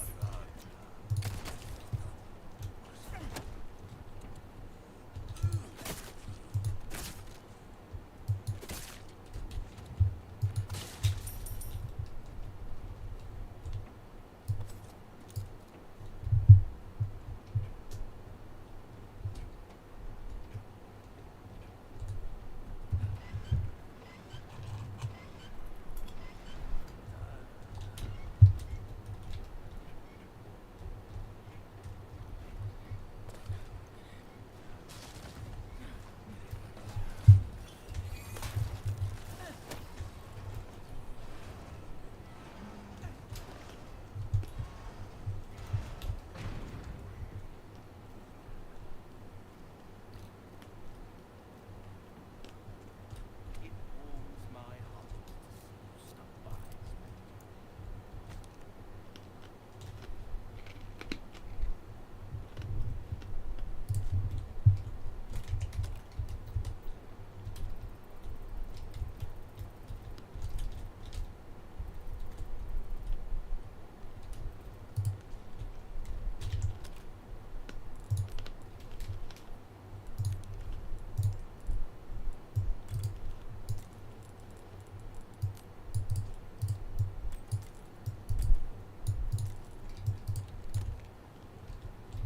Welcome. Got a selection of good things on sale, stranger. I'll buy almost anything. Thank you.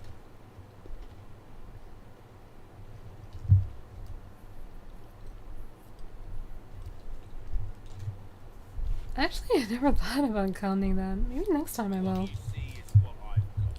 Will that be all? Don't get yourself killed now.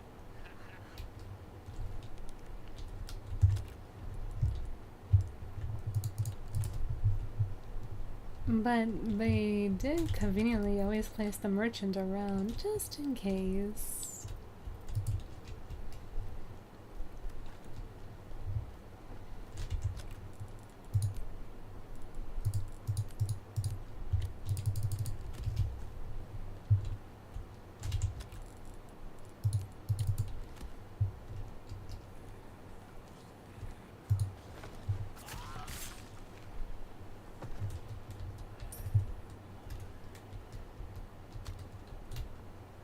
Of course. Well, they thought, I guess on the original, that he was infected, but now he's not at all.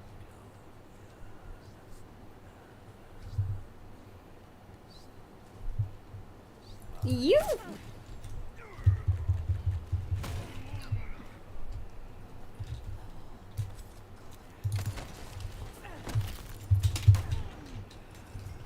Ada, I was pressing the button for you to kind of invade that, but you chose not to.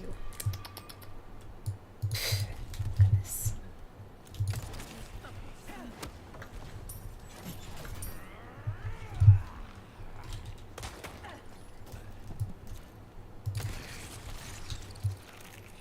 Oh boy. Oh, okay.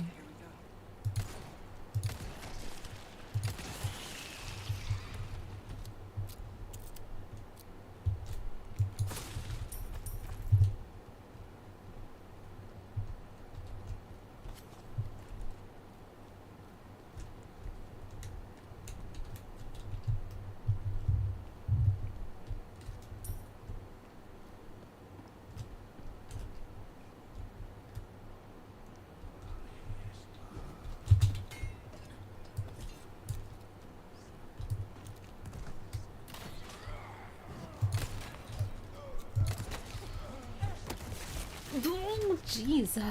Do you mean that kick in particular?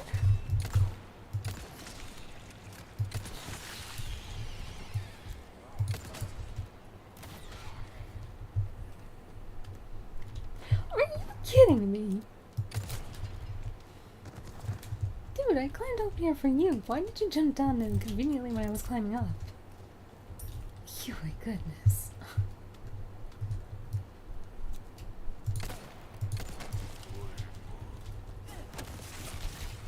Oh, good heavens me.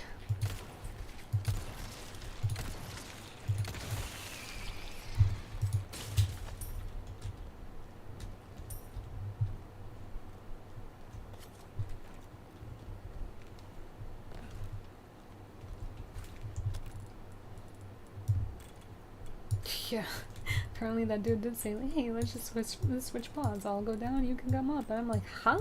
I was waiting for you to come down. What?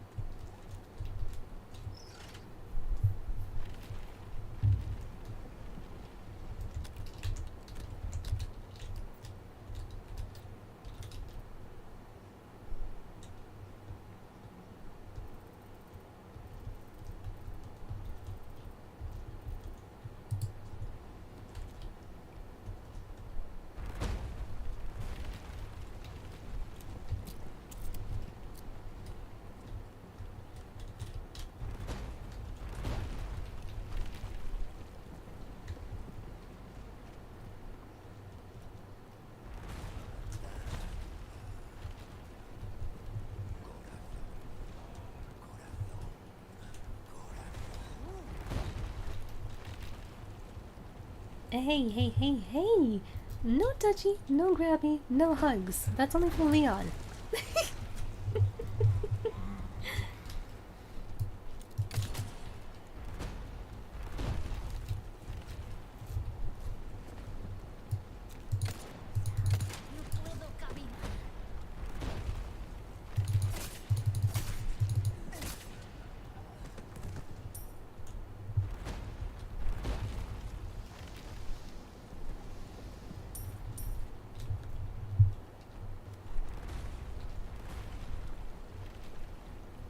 I completely forgot her name, but, yeah, apparently some people actually, for some odd reason, ship that Prime Minister with Leon, from what I've noticed. I'm like, oh my gosh, of course. Just of course.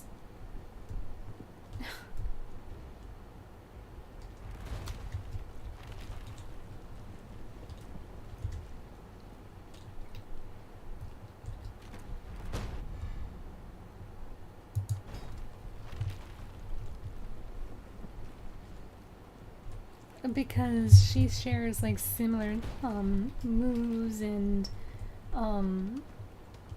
intelligence like Ada.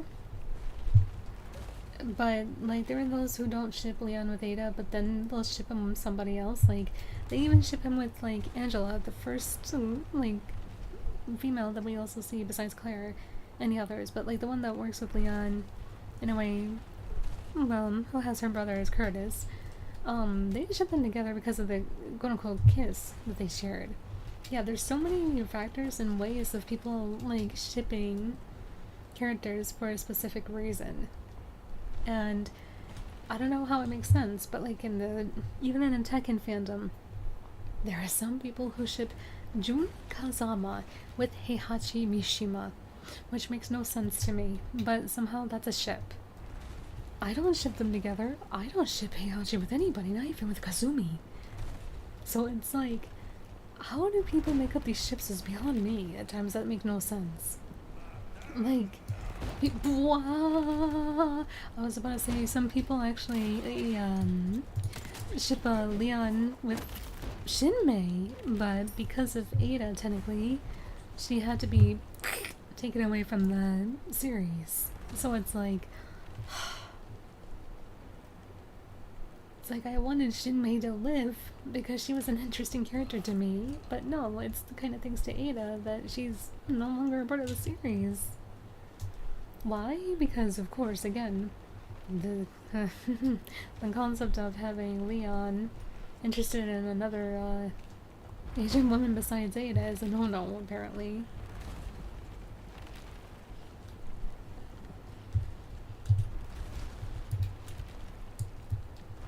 Yes, Heihachi and Jun Kazama, Heihachi Mishima, the father of Kazuya Mishima, and Kazuya Mishima being the father of Jun Kazama, with, oh my gosh, sharing an intimacy moment with Jun for a while, and yeah, apparently people would rather have her being shipped with Heihachi than with Kazuya, and I'm like, or at least like Jun with somebody else, but it's like, why Heihachi out of all people? Just why?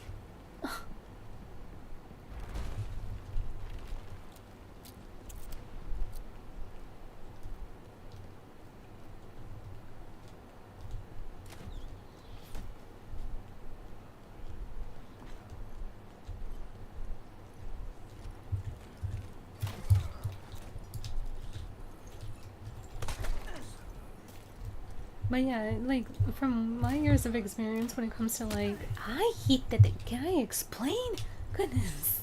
Of, like, people shipping characters, it just has to have, like, some sort of quote-unquote convenience to the character. Or characters, per se. So it's like, okay. But I just never understood the Jun and Heihachi one.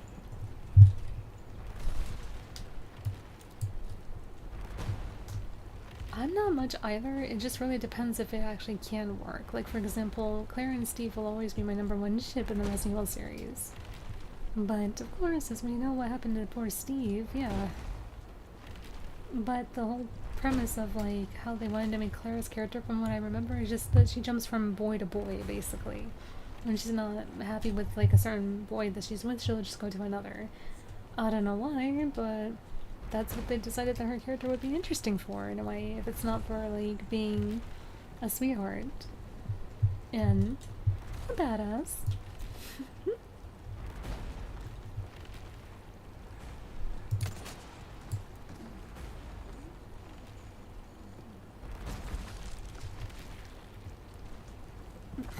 This is so funny with the ragdoll physics.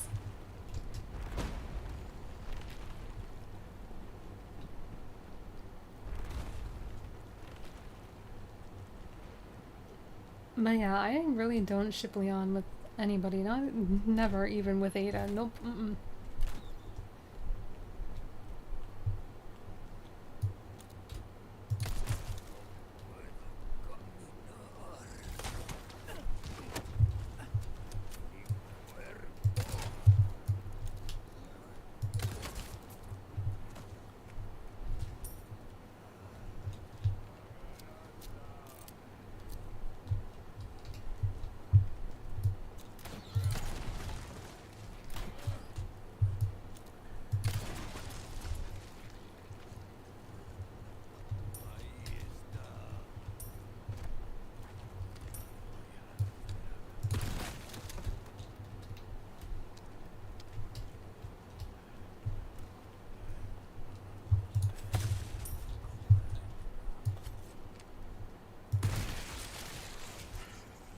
Yeah. This and the spider one is just so bleh.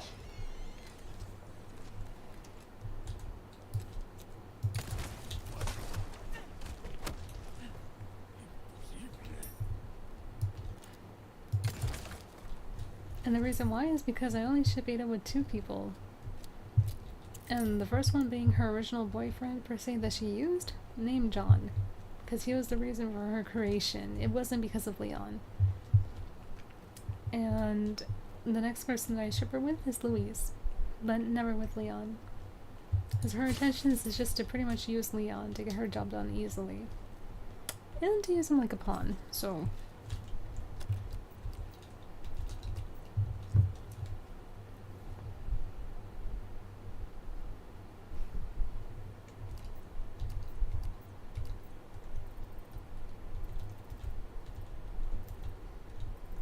Okay, so it's somewhere here and near the cliff area. Not necessarily. The only thing I would ever be afraid of when it comes to horror games, let alone Resident Evil, it's spiders. Because I have arachnophobia. That's the only thing that I always get the and I did install, I actually did install the classic giant spiders in Resident Evil 2 Remake because nothing scares me in that game anymore. Maybe that's why I'm actually a bad player, because I don't get scared over, like, for example, oh my god, what's gonna be over here? I'm so scared.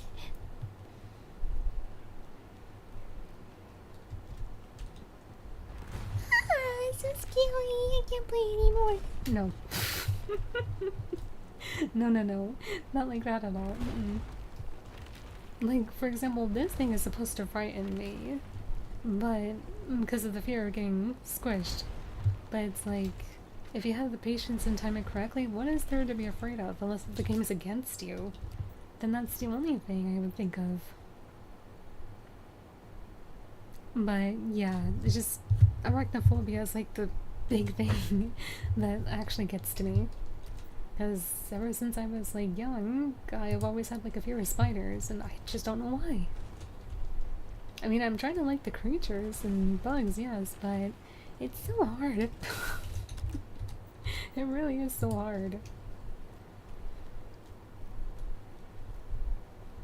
Like, the lickers do not scare me. Like, even that, monster, per se, or like that guy, that, like, Onisima zombie, like, did not like at all, and gave her trouble when she was playing. That's not even scary. Like, yeah, at first it was when I was, like, young, because I didn't understand how, like, the game worked or how the enemies worked, but ever since, like, I study, basically, everything and, like, how the enemies work, nothing scares me more than spiders do for some reason. Like, all the time.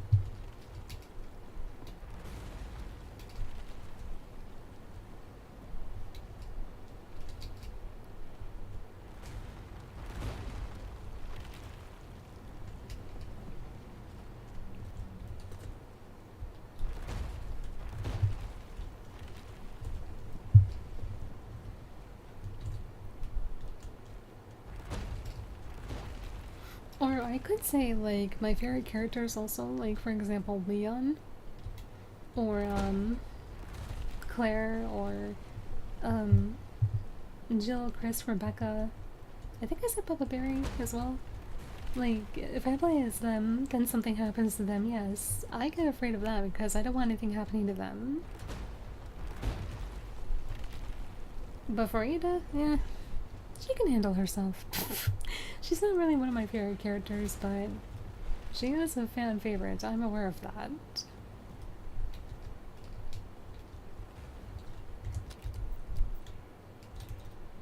Okay, so this is somewhere here but near the cliff.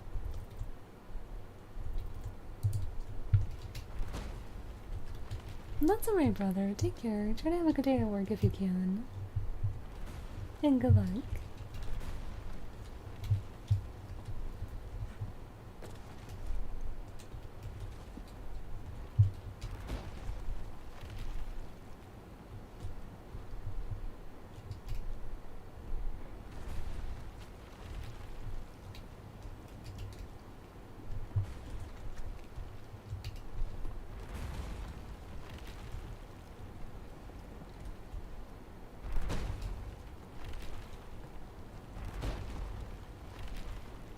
But yeah, for future reference, right now, if I actually do play Resident Evil 2 Remake, just be aware that the mod that I installed for the liquors is actually the giant spiders. And my gosh, it is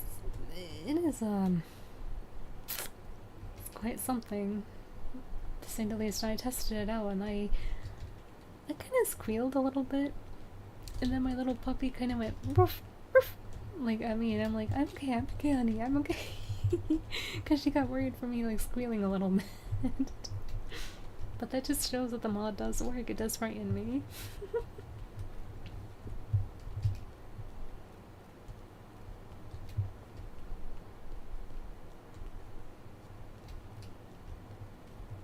So, like, these spider creatures as well within the game, or I don't think this is classified as kind of like a spiderish, but it can actually, like, I think if it gets close to you, it can actually one-shot decapitate you in the game. So, that's why I don't like these in particular enemies, because of that. And it's just like, they made a very fantastic job making it look grotesque. But it's always the spiders that get me.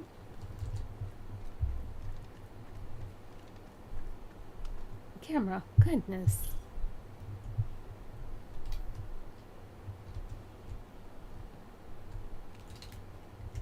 Okay, wait a minute.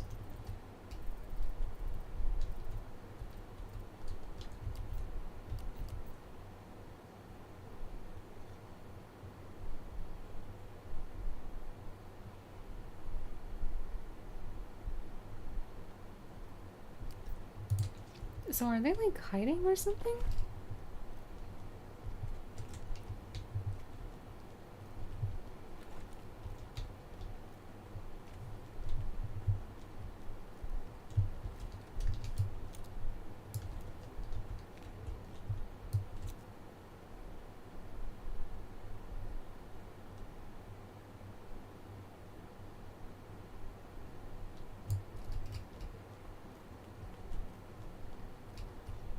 Well, if they were, they would have attacked me by now, so... You know what? It's okay. We'll just rather progress on a little bit in the game. It's okay, it's okay. We'll do that next time then. Because one of them actually also has like the quest to give him Leon's jacket, but I didn't want to do that. Leon's jacket is mine.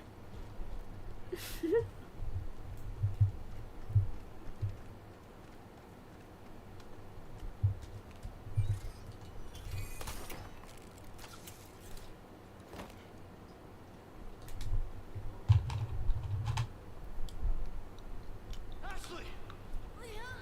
Such a fool, Mr. Kennedy. You have been bestowed with no You talk too much.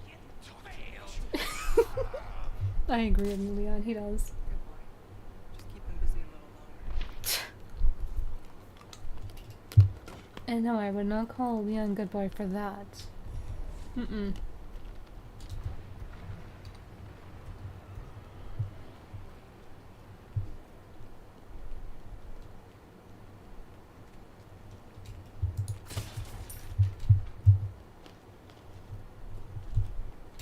Because in a sense, Leon is always my good boy.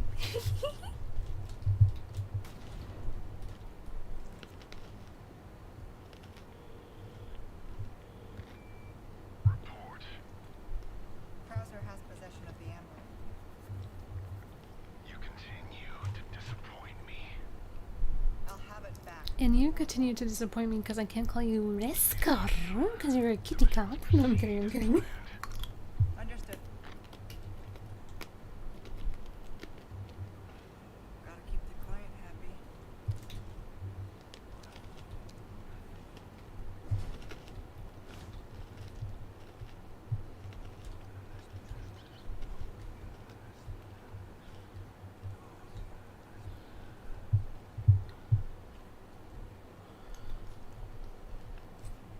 Ahí está.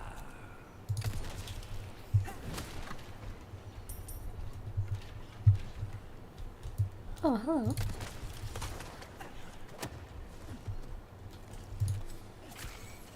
Oh, and another thing that actually would frighten me is actually June canonically becoming unknown. Because that is not canon, but people would claim that it's canon, even though the tag series is never canon.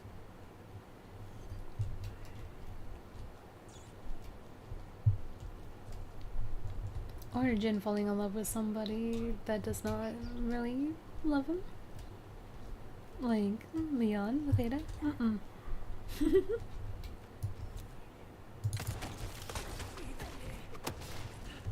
Yeah, according to so many quote-unquote Jun Kazama fans, they prefer her being unknown, and that would be the final boss in the tag series. All because Tag 2 showed the quote-unquote transformation, but when we look at the transformations in the Tekken series, we never see one person going from one spot to another. But for Unknown, she stays in one spot. But June, like let's say for example, when we first see June in the final boss per se, we do see her in the same position that Unknown is in when it transitions from her to then Unknown. Thing is that June is okay. Let's say for example, here is where you would see June just walking up, towards you, right? And you would see like the cherry tree. Just imagine that as the cherry tree, right? And then over here, the stairs would be the lotuses, like behind her. So when you're player 1, player 2 would stand like right there, and behind player 1 would be the lotuses and like the other flowers as well, right? But then when it transitions to Unknown, she is back at this spot, but June still stays in this spot. We have never seen any transformation in Tekken, regardless if it's the tag series or if it's canon. Nobody switches from one place to another in transition. So June going from June and then apparently from the screen showing Unknown from this side, it makes no sense. Let alone, from what we believe, if people want to make this canon, every almost single ending in Tekken, ever since Tekken 3, Jin's endings were always canon until Tekken 6, because Tekken 6 is just basically the campaign scenario mode that's canon. So Jin's Tekken 6 ending is not even canon in that game. So that's the only Tekken game, per se, that's not canon for Jin. With this ending, I don't think he had a Tekken 7 ending, actually. But in particular, Tag 2 goes from his normal ending as a human than the Double Gene version. And those two endings connect together where Jin is still unconscious. So his Double Gene is saving him from annihilation because he wanted to nearly not only put an end to Azazel but also to himself. But the Double Gene within him says, no, I will basically torment you until I feel satisfied that you don't do this to yourself. And basically what happened is that Hardal also said that the tag series is not canon, it's just a fantasy what if. And he's right. Again, June was 22 when Jin was conceived inside her. And then possibly she was still 22 or 23 when Jin was born. And then during the time when he was 15, June was 37. So, you mean to tell me that in Tag 1, June, who's still 22, because they based her model from Tekken 2, her being 22 in Tag 1 is canon, while Jin is 19. Really? You're meaning to tell me the Tag series, which of course Heihachi was like in his 50s during Tekken 2, Kazuya was 28. So you mean to tell me Heihachi, who's like now 73, I believe, in Tekken 3, and then now 75 or 76. You mean to tell me that Kazuya was 28 in Tag 1 and Heihachi who's 70 something or 73 in Tag 1 is canon, even though we saw canonically that Kazuya was 20 in Tekken 2 and Heihachi was like in his 50s in Tekken 2? Hello? How does that make any sense? Like, and then we see like characters like Bechtel-san coming back in Tekken 5. Hold on, it's like 20 1 with Jin and Steve, and Baekdo-san is aging quite nicely. But, like, he's nearly the same age as Hwarang in Tag 1. And you mean to tell me Baekdo-san, who's much more older than Hwarang, but nearly the same age as him in Tekken 2, is canon to Tag 1? Huh? So, you'll probably hear a lot of fans or a lot of people request and beg for June to become unknown. But here's the thing, June only has the Kazama purifying angelical light and power within her. Same with Asuka, same with Jin, but Jin was conceived by both June and Kazuya, so he's like a mixed hybrid of the angel and the devil, which is why he's the exception. But people were saying, just because she and Kazuya shared something intimate with each other, somehow, in some way, shape, or form, Kazuya gave her the unknown gene, despite the fact that the unknown gene, or whatever they call it, is not even canon to the mainline story. So it's like, how can Kazuya, or how could he have given June that when the unknown, quote-unquote, gene does not even fit with the devil gene? It doesn't even fit with any of the power that's actually canonically, like, canon within the story. So again, just because they shared intimacy, that should have meant Heihachi should have had something from the devil gene, or unknown gene, or whatever the case is, when he shared intimacy with Kazumi, or something like that. But he never did. So that same logic does not apply to June. Let alone if that was the case, Jin would have had something connected to the quote-unquote unknown power or something like that. But the unknown power, or gene, or whatever they call it, basically it's just a force demon controlling a spirit that unfortunately passed away.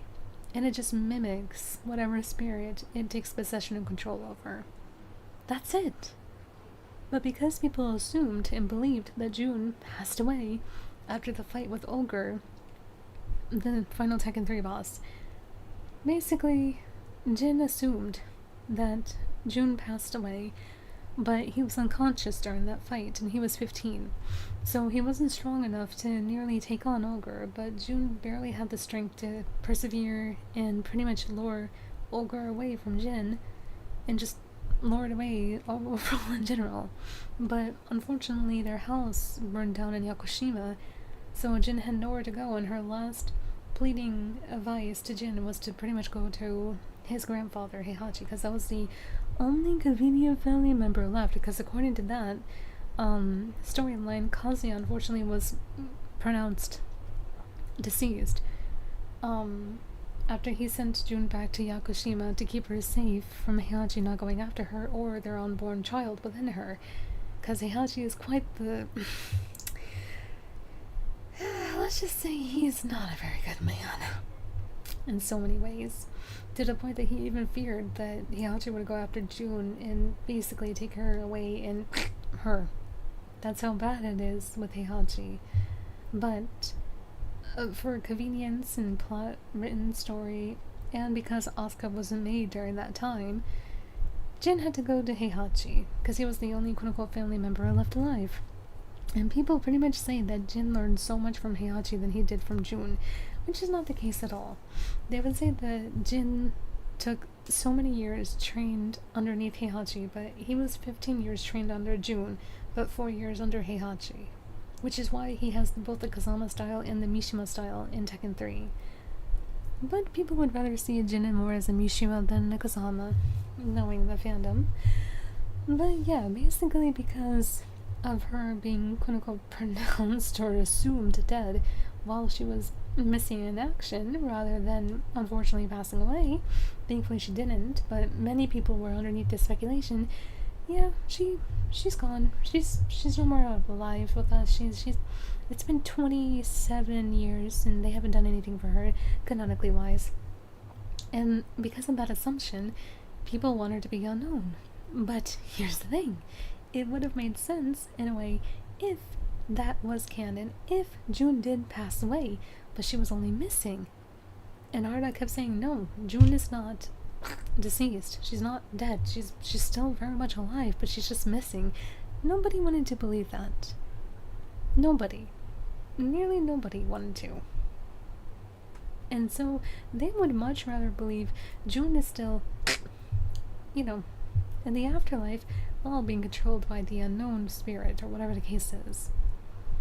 They hate her being pure. They hate her being the wonderful, loving mother who's so much like an angel. And they would rather her have this quote-unquote possession entity within her to make her look cool, to be mommy dummy and stuff like that. It's like, no, she's strong enough on her own. She didn't even need like the angelic Kazama power that she has right now in Tekken 8 to be cool, to be strong, because she was even back then in Tekken 2 and Tag 1 and Tag 2 without the use of that power. But of course, because of Tekken 8's direction of the story, they had to at least utilize the angelic power the best way that they could, because they didn't want people to do the same thing that they did in Tag 2, saying, oh, Jun's a carbon copy of Asuka in like Asuka 2.0. But the thing is, Jun was first. Asuka plays exactly the same way as Jun does in Tekken 2 and Tag 1.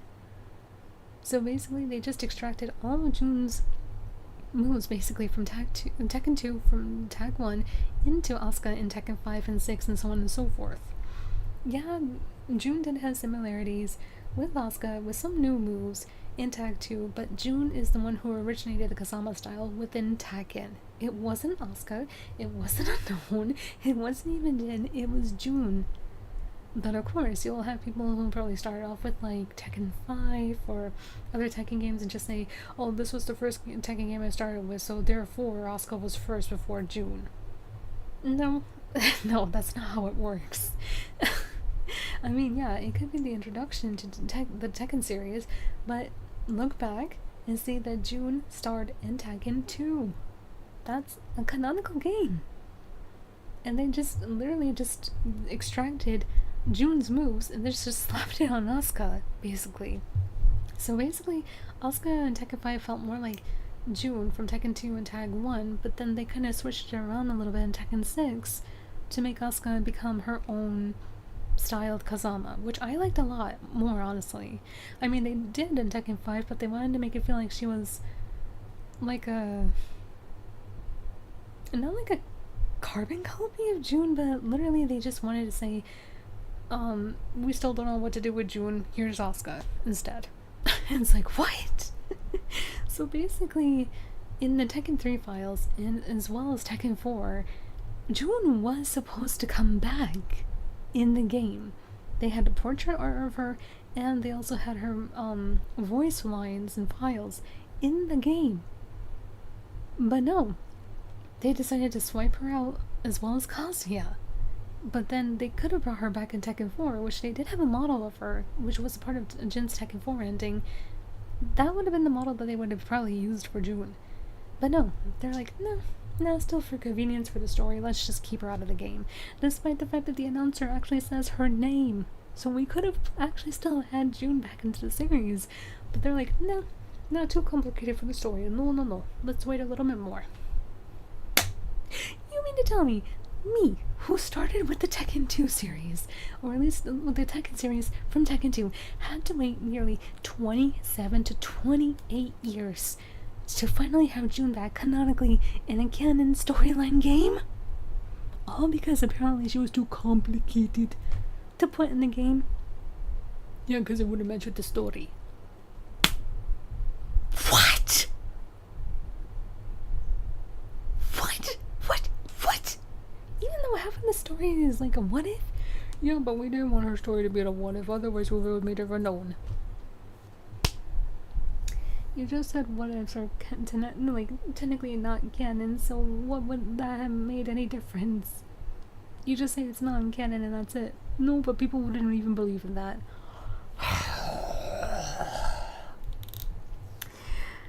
You kept saying Jun was missing and she was still alive. How come you still couldn't go with that? Because we're too lazy. Oh my god. So yeah, me. I was a fan of Tekken since Tekken 2. Jun Kazama was the first character I played as. And ever since then, my little tiny brain back then wondered what happened to her. Where is she? Why is she coming back?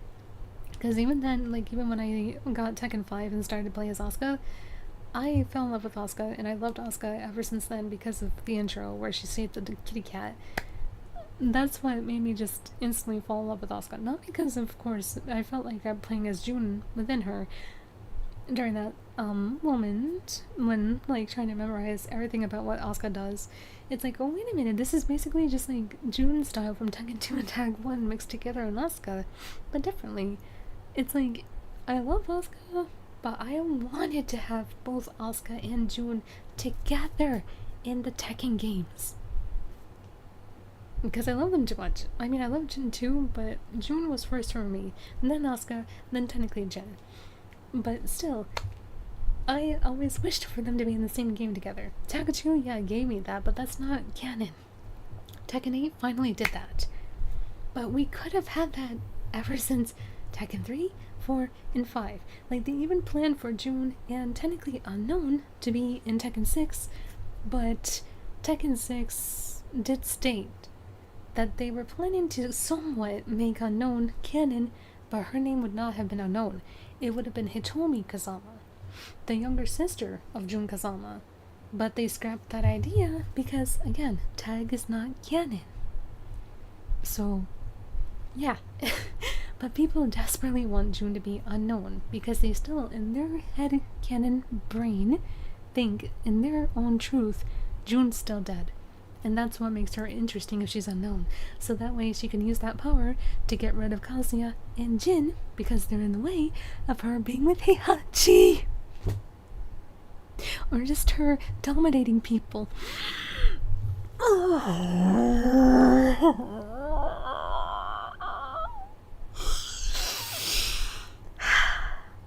So can you imagine me, who loves the pure angelic side of June, having to be called a harasser or being called somebody who likes to attack others with the canon truth?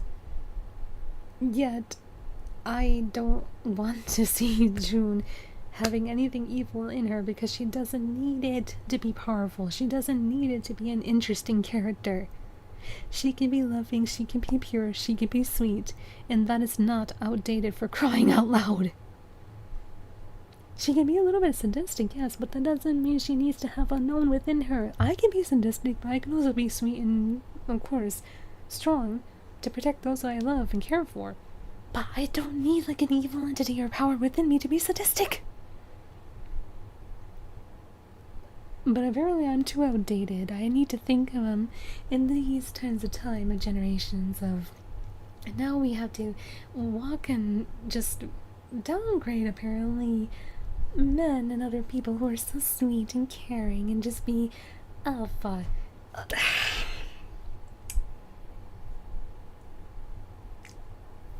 Yeah, I am too old school, apparently. I'm too outdated. I'm too old, apparently. But it's funny because the same type of people who told me that cannot even stand for a split second both my June and Asuka combined together. And the more that they preached, like, women power, I instantly made them just shut their mouth up from that. So yeah, I am not outdated. I can be silent and sadistic while also being awesome at the same time. I'm kidding. But no, it's like, I don't understand. Why does somebody so pure like June just have to be evil? It just makes no sense to me. Like, they even want Asuka to have a double side, even though she never did have a double side. Just...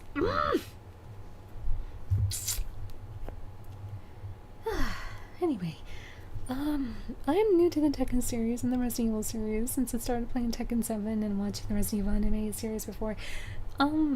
It's okay. As you can hear, I probably babbled on so much, but if there's anybody that can tell you who the lore master is in some certain games, it's me.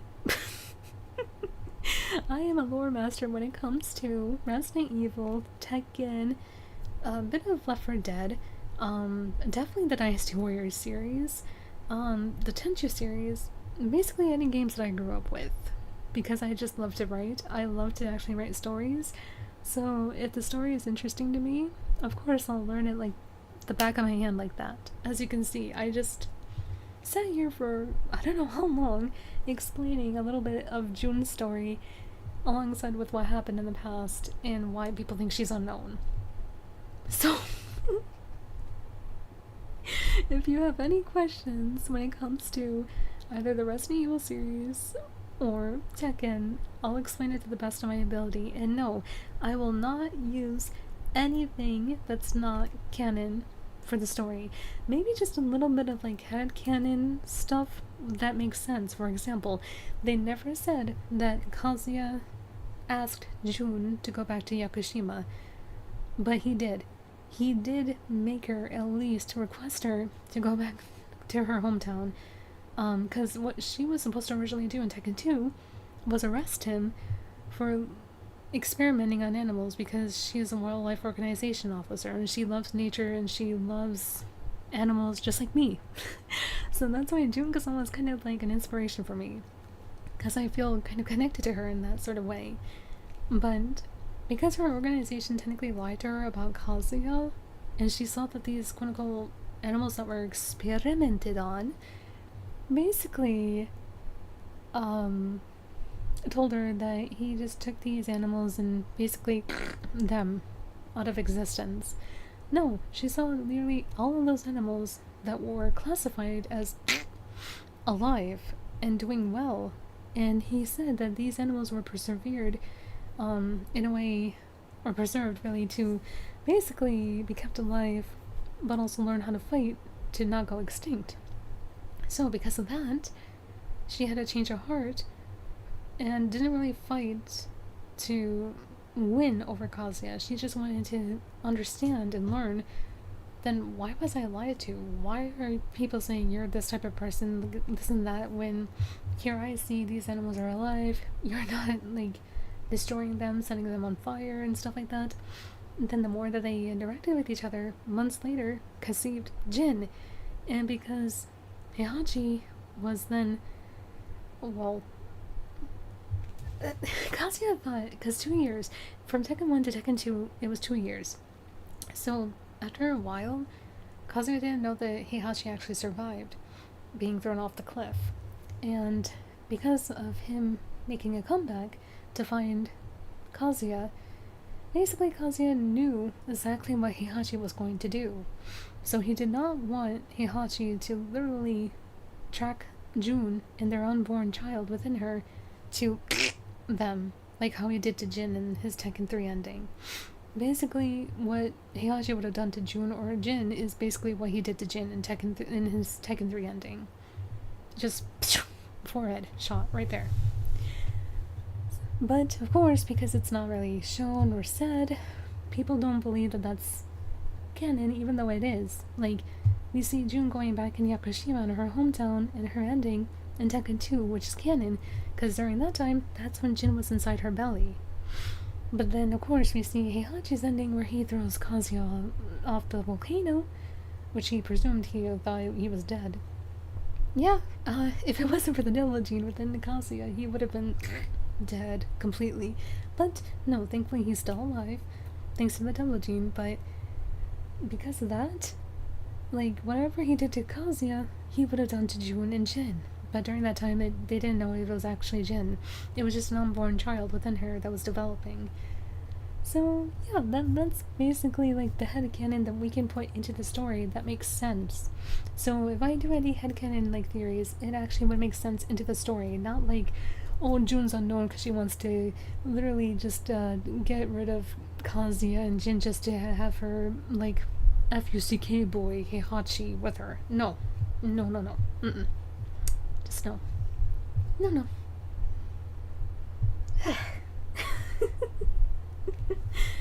Oh, goodness. Left 4 Dead series? I do know, or have some of the lore about it, but the ending of Left 4 Dead... Yeah. Left 4 Dead 2 is definitely a cliffhanger with its ending. From what I heard, that Left 4 Dead 3 was supposed to be like an open world, per se. Gameplay mechanics when open world was still popular back during the day, but of course it was cancelled, so we never got Left 4 Dead 3. unfortunately. Although it would be nice if we actually get something back for the series again. Damn it.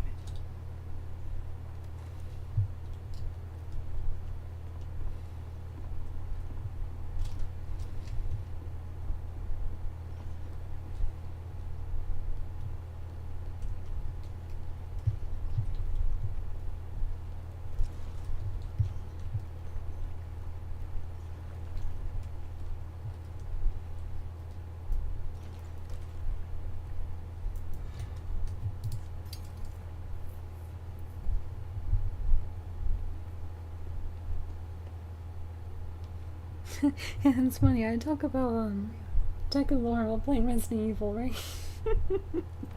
But I would like to actually, if there was going to be like a guest character that appears in Tekken 8, I would love to see Leon as a guest character for Tekken 8, but I don't know if that's going to happen or not.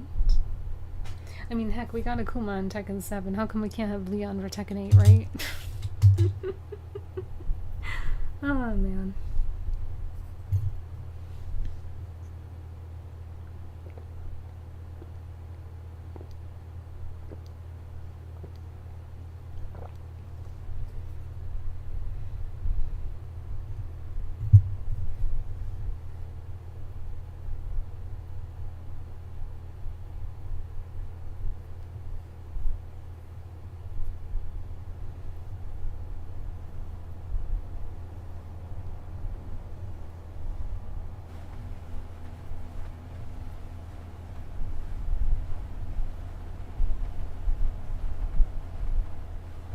You look like you've got something to say. I have something to ask you. But I don't think I'll get a straight answer. Oh, not for me, but for me you will, always, Leon. Raccoon City. You know, after the incident, the world changed. You try to save one person, 100 others die. I guess I changed too. You did for a good reason. You. Leon S. Kennedy. You haven't changed.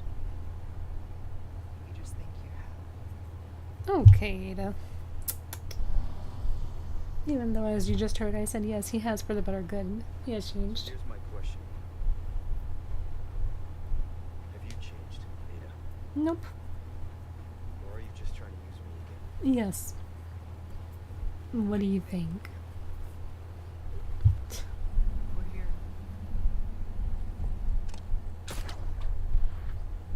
Don't think too hard, handsome. See you later.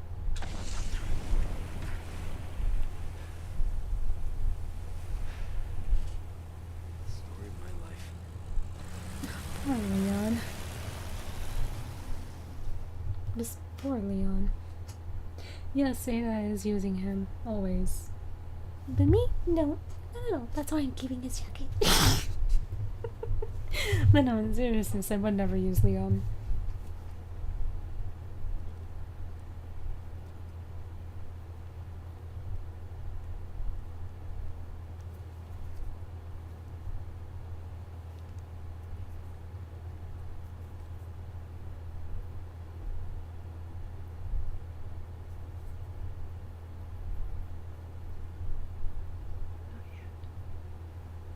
It really depends on Valve if they're gonna create Left 4 Dead 3 or they're gonna end up with another What are you cliffhanger. here for this time? Yeah, I agree. Mine or Sadler's?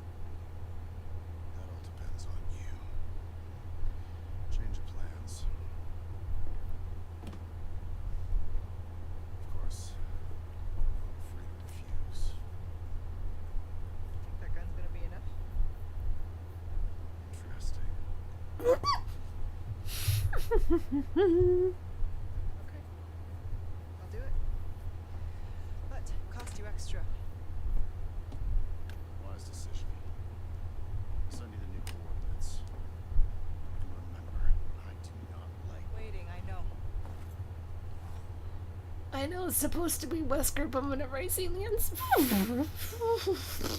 smirking or when he like looks at a certain angle or something like that. Meow meow meow meow meow. Mickey said I'm a sucker. I've got a ways to go.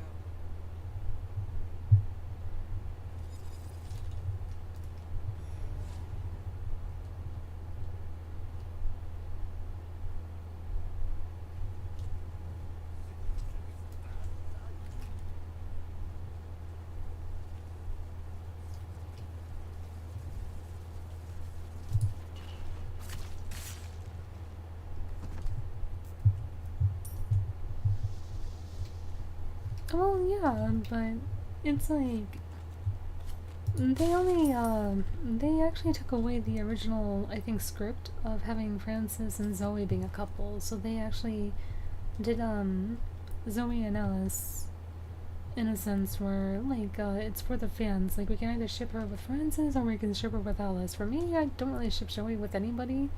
I mean, a little bit with Francis more than Alice, but like it is cute to see like Alice being happy and Zoe also kind of calling out to him as well. But Velvet didn't really want to canonically ship them together. But it's for people who do want to ship them though, I believe.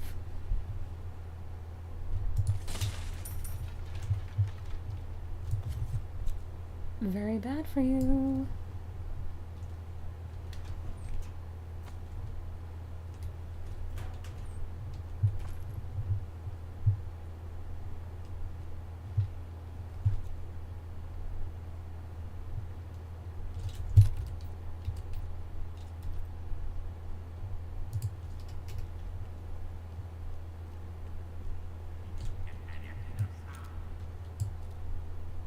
Wait, how did you not see me? I'm confused.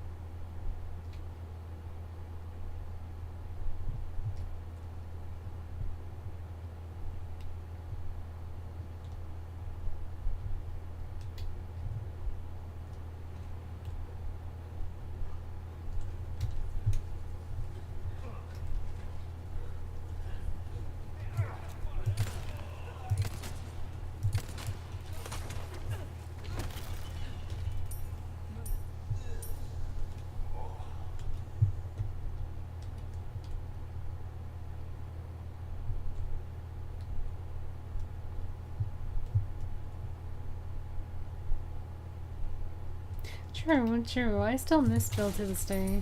So badly.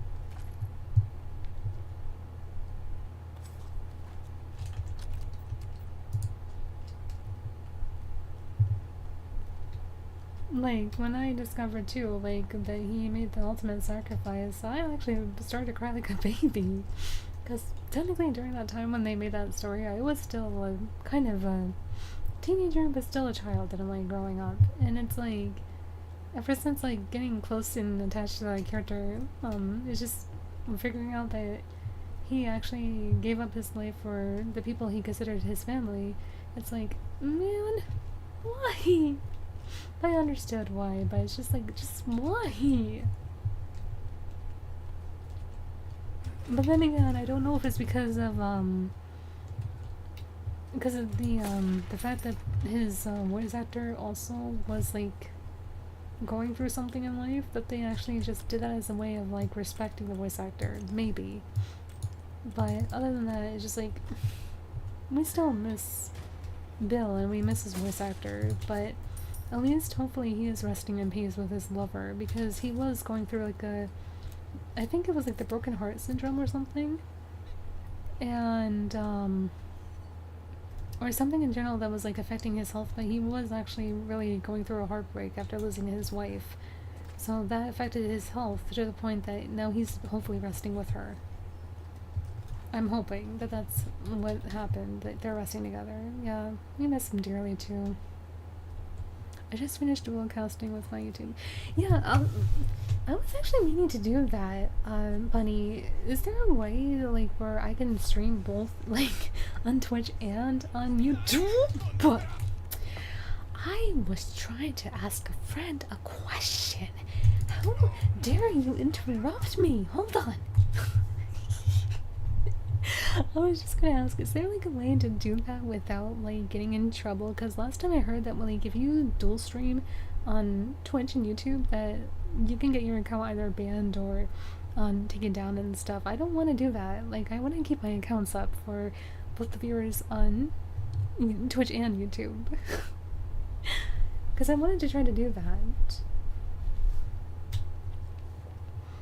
Yes, it's through Streamlabs, but unfortunately I don't know off the top of my head since someone helped me with it. Oh, okay, okay.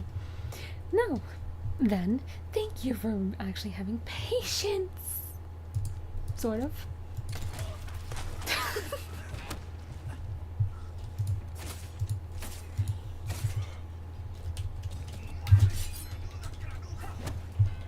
Hey, you're the one that interrupted me when I was asking a question to our friend. Hello? Anyway, the friend that helped me has like 5k followers and didn't tell me about that. Oh, well, I heard that like, I don't know if it was because like this person who actually did get their Twitch account banned is because they showcased like, I think like the comment sections from both their Twitch and YouTube, but said and provoked saying, oh look, they're not gonna do anything about it, ha ha ha ha ha, and then boof, they got banned for that. So, I did hear that like if you put links to your YouTube page on Twitch, you can also get banned for that. So I'm trying to like avoid every single thing I can like do to not get banned on Twitch, let alone have my channel taken down here on YouTube, because I want to stay on both platforms for both the followers on Twitch and also the subscribers or followers here on YouTube. Because all of you mean a lot to me. It's not just specifically on YouTube or Twitch. What I don't like is the direction of what Twitch is going through, yes, but just because I have followers there doesn't mean I'm gonna abandon them for the wrong directions that Twitch is taking. Like, I want to stay on Twitch for the followers, not really because of, like, favoritism or anything like that. Yeah, I don't have anything displaying YouTube on my account, and I only have a YouTube link to my Twitch. Okay, so, I guess... Well, here's the thing. Like, I was thinking about displaying, like, the Twitch comments, because once, like, that video was taken down, basically, or at least, like, when, the 14-day gap expires, you can't see, like, comments. Even when you clip them, or clip moments, you can't see those comments within, like, the comment section, but on YouTube you can.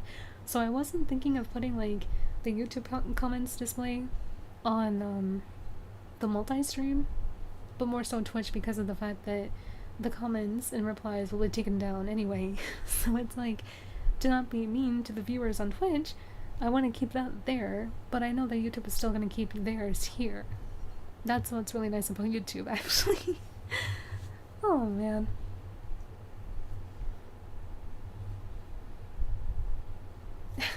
Well, if you're typing on the phone, that just probably means autocorrection, or just like when you inputted display, it came out as discount for some reason. So I understand that pain when you're trying to type out something and then the phone autocorrects, or like the memory autocorrects it to the word that it thinks that you wanted to write even though you didn't want that. So I understand, don't worry. Oh goodness.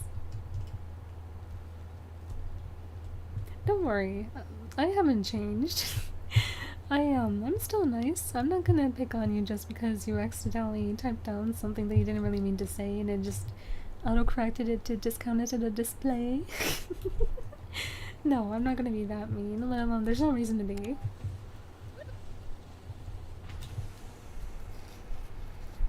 Once I have the little circly symbol for auto-saving, that's when I'll stop the stream for this morning and then continue on, hopefully later today, to dual stream on Twitch and YouTube at the same time.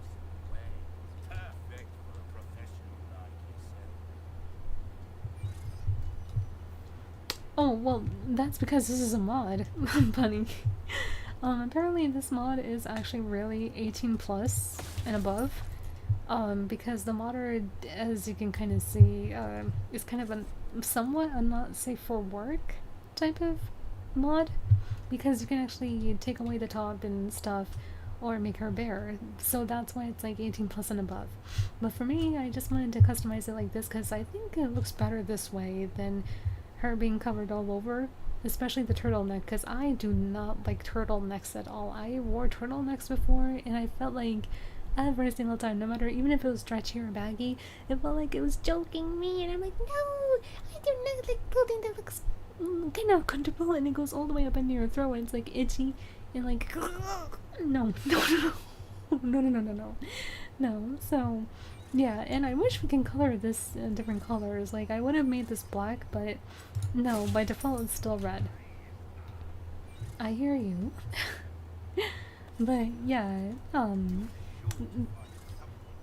the hair mod, yeah, it's separate from the dress mod as well. So, and of course the butterfly headset as well. It's supposed to, I actually am wearing her, glasses in a way, but that mod actually just makes it into the butterfly hair clip. But yeah, Onisima did, say that, like, if I am to use mods, I gotta be careful to not use, like, the mods where you cheat. It's like, As you can see, none of these are, like, infinite. It's, like, resourcefulness. So, yeah, no, she doesn't have to worry about me, like, finding mods that are, like, in a sense, underneath the category of cheating, because as you can see, none of this is. There's only clothing mods. Well, I've got something new for you. Why not try your hand at a new gun, stranger? I'd say Stranger. Where in the world is this weapon that I can purchase with Ada? It's not you. It's not you.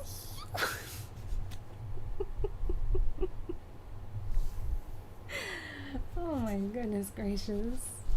Well, anyway, I think I'll just stop it here for now, but, let's see. I'm playing the PlayStation 4 version of Final Fantasy 7 on my stream, and I use the speed up cheat that's built into the game by...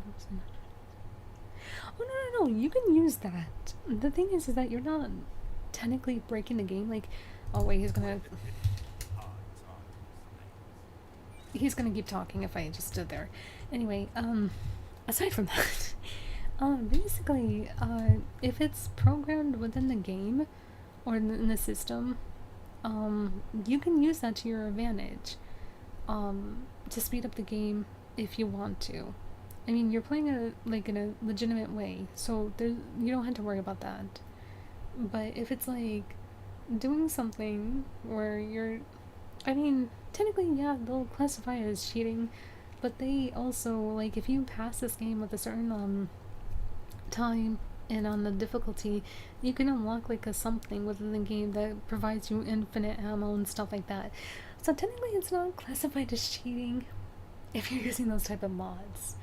But in a sense, it's like modders actually are giving you something within the game to make it easier and not challenging enough. Maybe that's what they mean. But technically, whenever they make games, they always set, like, the infinite first before they spread it out for resources. Possibly. Usually, that's the case. Because if they give us infinite ammo or anything like that, when we beat the game and are rewarded with that, why is it in the game? But yeah, I understand. It's more so for, like, the challenge in a way. But yeah, you don't have to worry about that, Bunny. You shouldn't even be in trouble for even doing that. If you're just like, because if you're just using it to speed up the process to get to one point to another and things like that, you should be fine. Like, nothing should be against you for that. Especially if they put it in the consoles as well. Or in the games in general. But yeah, I'll try to figure out if I can do multi-streaming today or tonight. So that way I can do both on Twitch and here. But if not, I'll still have to figure it out the best way that I can. But here's where I think I'm just gonna stop at the moment. But anyway, hopefully all of you will have a wonderful night's rest or a great morning, fantastic day ahead of you. Until the next time, take care of yourselves and see you around. I really wish we had the option to like rate somebody or like give our viewers to another streamer, but I don't think they have that option yet on YouTube. On Twitch they do still, I think. And yeah. Anyway, good night everyone, or good morning, good day. Oh, and also, I think I said this, but thank you for stopping on by. Hopefully to see you again the next time. Ciao ciao!